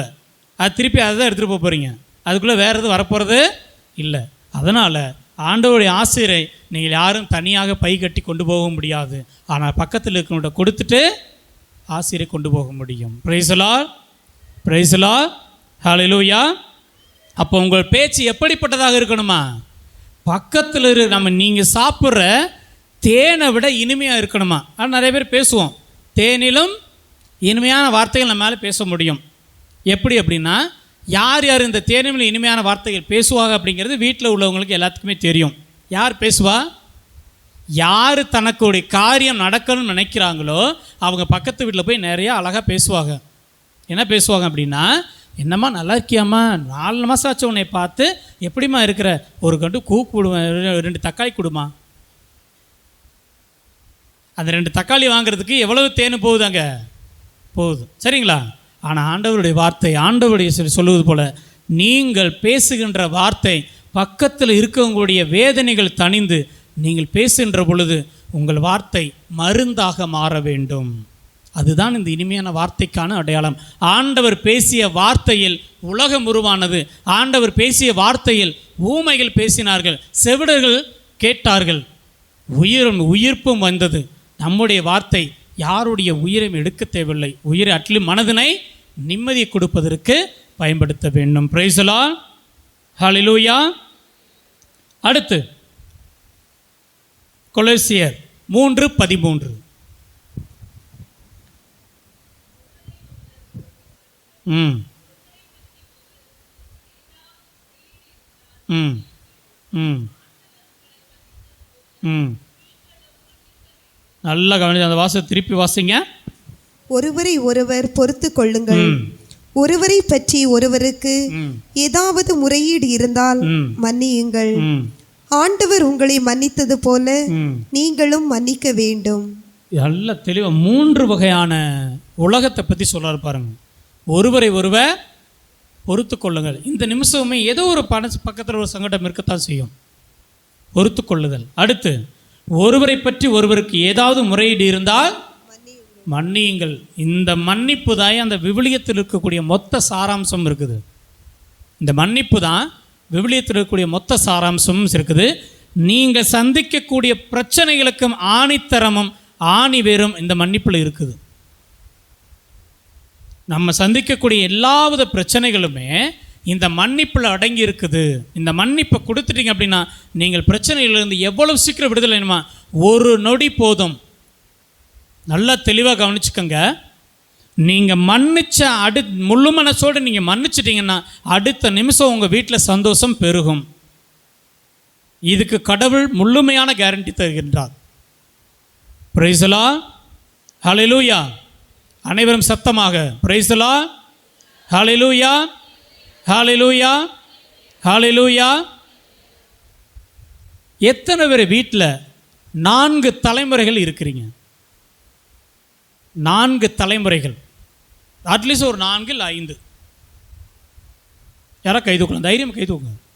1 இல்லை நான் சொல்கிறது ஒரே வீட்டில் 5 தலைமுறைகள். பக்கத்து வீட்டில் கிடையாது. ஒரே வீடு 5 தலைமுறைகள். நான் சொல்ல என்னது, தாத்தா பாட்டி மகன் மருமகள் பேரப்பிள்ளைகள் அவங்களுடைய இது மொத்தம் ஒரு 3-4 தலைமுறைகள் ஒரே இடத்துல இருக்கிற மாதிரி. எத்தனை பேர் வீட்டில் இருக்கிறீங்க சொல்லிடுறாங்க. அப்படின்னா ஃபாதர் ஏன் ஃபஸ்ட்டு தலைமுறையே வீட்டில் இருக்க மாட்டேங்குது, செகண்ட் தலைமுறையும் சொன்னபடி கேட்கல, 3ஆவது தலைமுறை இங்கே உலகத்திலே இல்லை, எப்படி ஃபாதர் இருக்கிறது? இதுதான் நாம் மன்னிக்க மறந்த விஷயத்துக்கான முதல் அடையாளம் தலைமுறையை இழந்தது. இதுதான். பாண்டிச்சேரியில் விருத்தாச்சலம் பக்கத்தில் நெய்வேலிக்குள்ளே நாங்கள் ஹவுஸ் விசிட் போகிறோம். ஈஸ்டருக்கு மந்திரிப்பு கொடுக்கறதுக்காக நாங்கள் போகும்போது ஒரு வீட்டில் மந்திரிக்க போனோம். அவங்க வீட்டில் 4 குடும்ப கார்டு கொண்டாந்து கையில் நீட்டினாங்க. என்னம்மா இது பக்கத்து வீட்டு கார்டு இது வாங்கிட்டு வண்டிகள்? இல்லைப்பா, அது 4 குடும்பம் இங்கே தான் இருக்குது அப்படின்னாங்க. அப்புறம் உள்ளே நிற்கிறாங்க, 22 பேர் நிற்கிறாங்க. எதில்? ஒரு வீட்டில் மந்திரிக்கிறதுக்கு. நான் நினச்சேன், சரி ஒரு பக்கத்து வீட்டுக்காரங்களும் வந்துட்டாங்களே. இல்லைப்பா, நீங்கள் உங்கள் வீட்டில் இருங்க, நான் அங்கே மந்திரிக்கிறேன். பார்த்தா 4 வீடுமே இங்கே தான் இருக்குது அப்படின்னாங்க. என்னடான்னு பார்த்தா ஒரே இது மாதிரி ஒரு நல்ல பெரிய ஷெட்டு மாதிரி போட்டிருக்காங்க. நல்ல ஷெட்டு தான் கொஞ்சம் ஃபேமஸ், வீடு கட்டில் போட்டிருக்கு. கொஞ்சம் நல்லா பெரிய ஷெட்டாக போட்டு ஒவ்வொரு தலைமுறைக்கும் ஒரு வீடு, தாத்தா பாட்டிக்கு ஒரு வீடு, அவங்களுடைய அவங்களுடைய மகன் மகளுக்கு ஒரு வீடு, அவங்க மகன்கள் 4 பேர், 4 பேர்த்துக்கு 4 ரூமு. அதில் பேர பிள்ளைகள் இருக்காங்க. கிட்டத்தட்ட 22 பேர் நின்று ஆசீர்வாதம் வாங்கினாங்க. நான் சொன்னேன், இப்படி இருந்திருந்த பிரச்சனை கிடையாது, நாங்கள் ஒரே நாளில் வீடு மந்திரிச்சிட்டு போயிருப்போமா அப்படின்னே. நான் ஒரே நாளில் வீடு மந்திரிச்சு முடிச்சுட்டு எல்லாமே வீடு அப்படி போயிருப்போமே, ஒவ்வொரு வீடை நாங்கள் அலைய வேண்டியது இல்லையே அப்படின்னு சொல்லி கேட்டோம். அப்போ தான் அவங்க சொன்னாங்க, சண்டை சச்சரவு இருக்குது ஃபாதர், நான் இல்லைன்னு சொல்லலை. ஆனால் அந்த ஒரு சண்டை சச்சரவுக்காக நாங்கள் சொந்தத்தெல்லாம் இழந்துட்டு ஒவ்வொரு நிமிஷமும் நாங்கள் வர்றதுக்கு, அதாவது அந்த வீட்டுக்கு போகிறதுக்கு யோசிக்கணும். ஐயோ, அங்கே தாத்தா வீட்டுக்கு போகலாமா, அப்பா அம்மா வீட்டுக்கு போகலாமா, மகன் வீட்டுக்கு போகலாமா, பேர வீட்டுக்கு போகலாமா, வேணாமா, போனால் டைம் செலவாகுமா, இதை நாங்கள் யோசிக்கவே வேணாம் ஃபாதர். நினச்சோன்னே வீடு அடுத்த ரூமே எங்கள் தாத்தா பாட்டி ரூம் போய் உட்காந்து பேசுவோம். அடுத்தோன்னே எங்கள் அப்பா அம்மா உட்காந்து பேசுவோம், உட்காந்து பேர பிள்ளைங்க உட்காந்து விளையாடுவோம். சண்டை சச்சரவு இருக்க தான் செய்யுது ஃபாதர், ஆனாலும் சந்தோஷம் நிறையா இருக்குது. அதுதான் உண்மையான மன்னிப்பின் அடையாளம். அதனால் இந்த கதை அந்த வீட்டை பற்றி எங்கே போனாலும் சொல்லுவேன். நம்ம வீட்டுக்குள்ளே 2 பேர் உட்காந்துக்கிற சந்தோஷம் இல்லையேன்னு சொல்லி வருத்தப்படுறோம். ஆனால் இங்கே 100 பேர் உட்காந்துருக்குறோம். ஆனால் எத்தனை பேர் சந்தோஷமாக உட்காந்துருக்குறோம்? Price the Lord. ஹல்லேலூயா, ஹல்லேலூயா. ஆனால் நீங்கள் இங்கே வந்தீங்க அப்படின்னா இந்த வீடு, இந்த இறைவனுடைய வீடு சந்தோஷமான வீடாக மாறணும். நீங்கள் எந்திரிச்சு நிற்கும் போது பக்கத்தில் பார்த்தனா எக்கா நல்லா இருக்கீங்களான்னு பேசணும். வந்துருச்சுடா பக்கத்தில் கொஞ்சம் தள்ளி உட்கார்றா அப்படிங்கிற மாதிரி உட்காந்துடக்கூடாது, ஃபீலிங் போகக்கூடாது. அப்போ நம்முடைய மன்னிப்பு எவ்வளவு உண்மையாக இருக்கணும் அப்படின்னா எதிரே இருக்கவங்க முகத்தை பார்த்து இந்த மன்னிப்பை நான் ஏன் கொடுக்க முடியல என்று வெட்கப்பட்டு நிற்கணும். அந்த அளவுக்கு உங்கள் மன்னிப்பு இருக்கணும். Praise the Lord. ஹல்லேலூயா. வாசகத்தை திருப்பி வாசிங்க. அதை ஒருவரை ஒருவர் பொறுத்து கொள்ளுங்கள், ஒருவரை பற்றி ஒருவர் எதற்கு முறை இருந்தால் மன்னியுங்கள், ஆண்டவர் உங்களை மன்னித்தது போல நீங்களும் மன்னியுங்கள். Praise the Lord, praise the Lord. Hallelujah, hallelujah. அனைவரும் கரங்களை உயர்த்தி ஹல்லேலூயா, ஹல்லேலூயா. இயேசுவே நன்றி. அடுத்து 1 கொரிந்தியர் 7:10.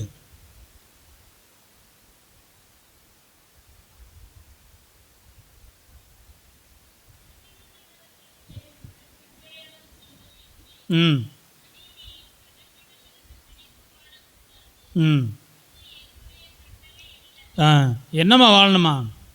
பிரமாணிக்கமாக திருமணமாக நான் கற்ற மனைவி கணவனிடமிருந்து பிரிந்து வாழ கூடாது. பிரமாணிக்கம் நம்ம திருமணத்தினுடைய கடமைகளில் ஒன்று பிரமாணிக்கம். பெற்றோர்களுக்கு அதுதான் முக்கியமான. நீங்கள் உங்கள் குழந்தைகளுக்கு கொடுக்கின்ற வரப்பிரசாதமும் பரிசும் அதுதான் பிரமாணிக்கம். முதலில் அடுத்து சொன்னோம், முதலில் சொன்னது போல மன்னிப்பு. நீங்கள் உங்கள் கணவன் மனைவி இருவரிடையே இருக்கக்கூடிய மன்னிப்பு என்ற செயல்பாடை கொடுக்கின்ற பொழுது உங்கள் குழந்தைகள் உங்களை மன்னித்து ஏற்றுக்கொள்ள கற்றுக்கொள்ளும்.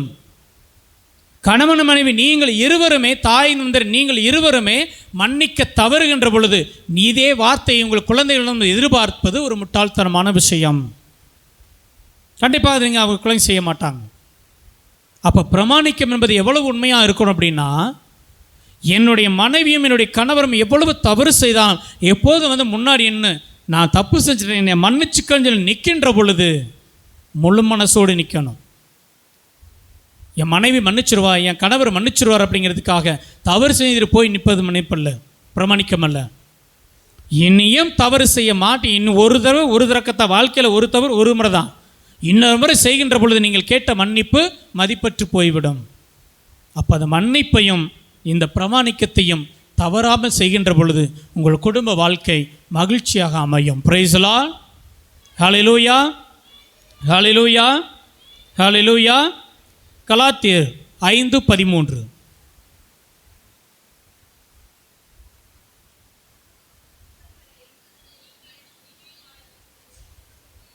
ம் ம் ம் ம் ஒருவருக்கொருவர் அன்பின் அடிமைகளாக இருங்கள்.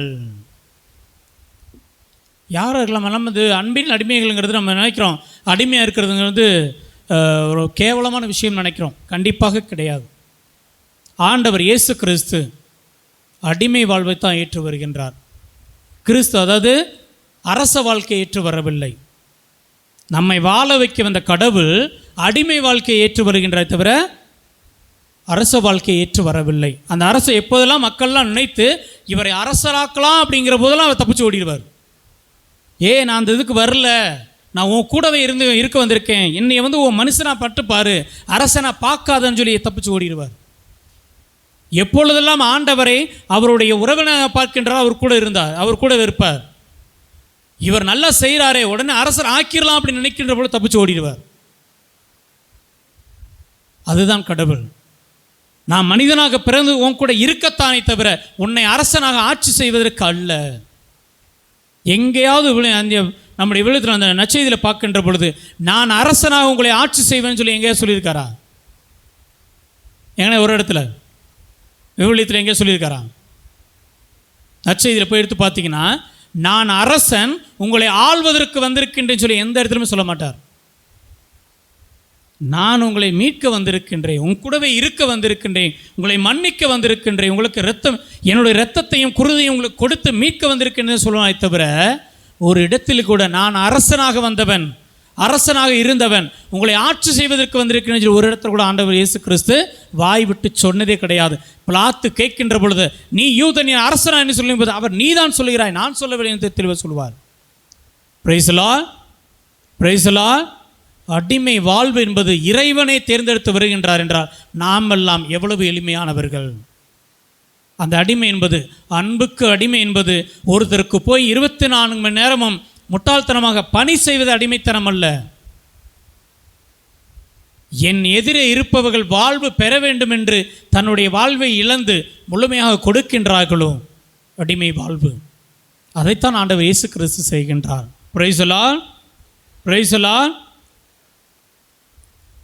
1 கொரிந்தியர் 7:4.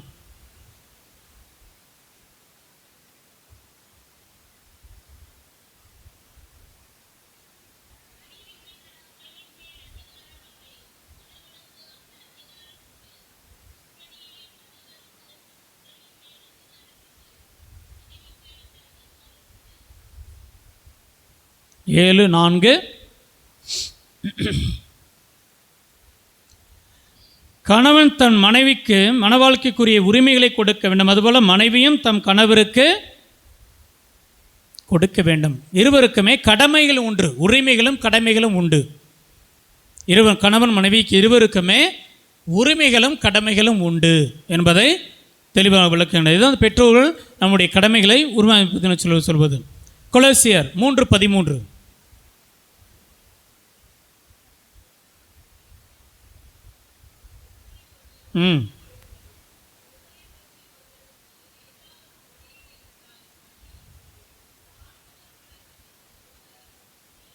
இது ஏற்கனவே நம்ம வாசிச்சிருக்கிறோம்.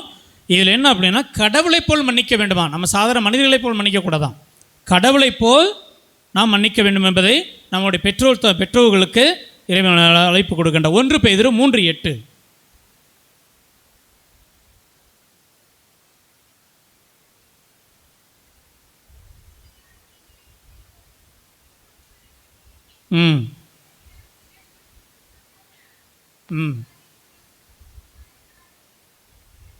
எவ்வளவு குணமா, நீங்கள் எல்லோரும் ஒருமனப்பட்டிருங்கள், பிறரிடம் இரக்கமும் சகோதர அன்பும் பரிவுள்ளமும் மனத்தாழ்மையும் கொண்டிருங்கள். எதையெல்லாம் பிறரிடம் இருக்க வேண்டும் என்பதை நமக்கு ஆண்டவர் பட்டியலிடுகின்றார்.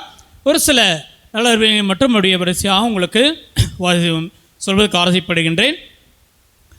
பிள்ளைகளுக்கு அடுத்த நம்முடைய பெற்றோர்களும் பிள்ளைகளுக்கும் இருக்கக்கூடிய உறவிலை நம்மை செழிக்க வேண்டும் என்பதற்காக ஆண்டவர் ஒரு சில வார்த்தைகளை பட்டியலிடுகின்றார். பிள்ளைகளுக்கு சினமூட்டாதீர்கள், அவர்களோடு உரையாடுங்கள்.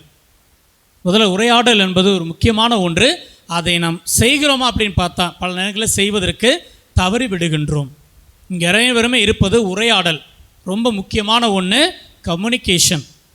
எப்போ நீங்கள் உரையாடலை குறைக்கின்றீர்களோ அன்பும் உங்களுடைய பரிவும் உங்களுடைய மனதில் மற்ற விஷயங்கள் தேங்க ஆரம்பித்துவிடும்.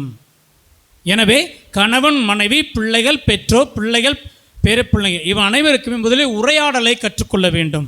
அந்த உரையாடல் இருக்கின்ற பொழுது நீங்கள் சந்திக்கக்கூடிய மனப்பிரச்சனைகள், உடல் பிரச்சனைகள், இருக்கக்கூடிய மன்னிப்பு பிரச்சனை அனைத்தும் உங்கள் வாழ்க்கையில் இருப்பதற்கு வாய்ப்பு கிடையாது. Praise the Lord, praise the Lord, hallelujah. எனவே இன்றைய நாளிலே கடவுள் எதற்காக வந்தார் என்பதையும் நாம் ஒரு மனிதர்களாக, கணவன் மனைவியாக, பிள்ளைகளாக, பெற்றோராக என்ன செய்ய வேண்டும் என்பதையும் 2 மட்டுமே நாம் பார்த்து இருக்கின்றோம். இது அனைத்தும் புதுமையானது அல்ல, உங்கள் அனைவருக்குமே ஞாபகப்படுத்தி இருக்கின்றேன். மீண்டும் மீண்டும் நம்மை ஞாபகப்படுத்துவதற்கு இந்த நேரத்தை பயன்படுத்தி கொள்ளுங்கள்.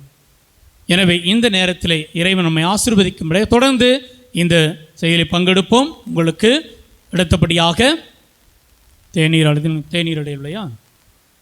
இடைவெளியானது கொடுக்கப்படுகின்றது.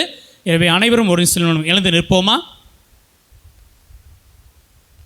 அப்படியே பைபிள் அப்படியே வச்சுட்டு அப்படியே எந்திரிச்சவங்க பார்ப்போம். அனைவரும் எழுந்து நிற்போம்.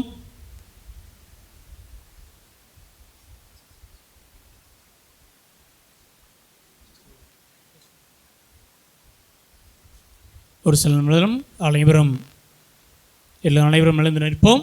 கைகளை உயர்த்தி கண்களை மூடி அனைவரும் கண்களை மூடுவோம். இந்த 1 மணி நேரங்கள் ஆண்டவரோடு செலவழித்த நேரங்களுக்காக நன்றி செலுத்துவோம்.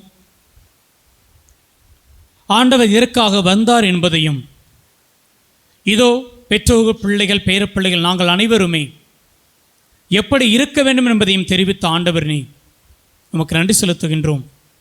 உம்மை ஆராதிக்கின்றோம், உம்மை போற்றுகின்றோம், உம்மை புகழ்கின்றோம். அன்பின் ஆண்டவர் இயேசு கிறிஸ்துவே, உமது பிள்ளைகளாகிய நாங்கள் இந்த நேரத்திலே உம் பாதத்திலே நாங்கள் இருந்து இந்த இரவு வேளையிலே ஜெபித்து கொண்டு இருக்கின்றோம். ஏதோ நல்ல காரியங்கள் எங்கள் குடும்பத்தில் நடந்து எங்களுடைய பிரச்சனைகள் அனைத்தையும் தீர்க்கப்பட்டு மன நிம்மதியோடு வாழ்வதற்கு தேவையான ஆசீர்வாதத்தை தேடி வந்திருக்கின்றோம். அனைத்து பிரச்சனைகளையும் எதிர்த்து போராடி மன வல்லமையோடு வாழ வந்திருக்கின்றோம். அன்பின் ஆண்டவரே, எங்களை ஆசீர்வதிப்பீராக.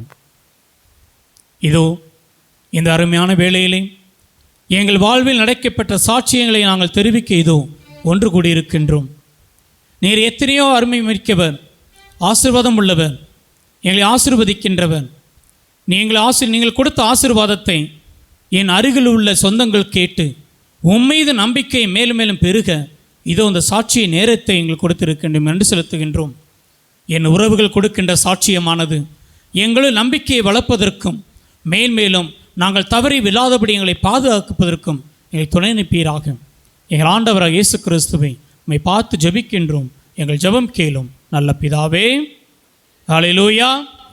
அனைவரும் கரங்களை உயர்த்தி ஹல்லேலூயா, ஹல்லேலூயா, ஹல்லேலூயா, ஹல்லேலூயா, ஹல்லேலூயா, ஹல்லேலூயா. இயேசுவே நன்றி, இயேசுவே நன்றி, இயேசுவே நன்றி, இயேசுவே நன்றி, இயேசுவே நன்றி, இயேசுவே நன்றி.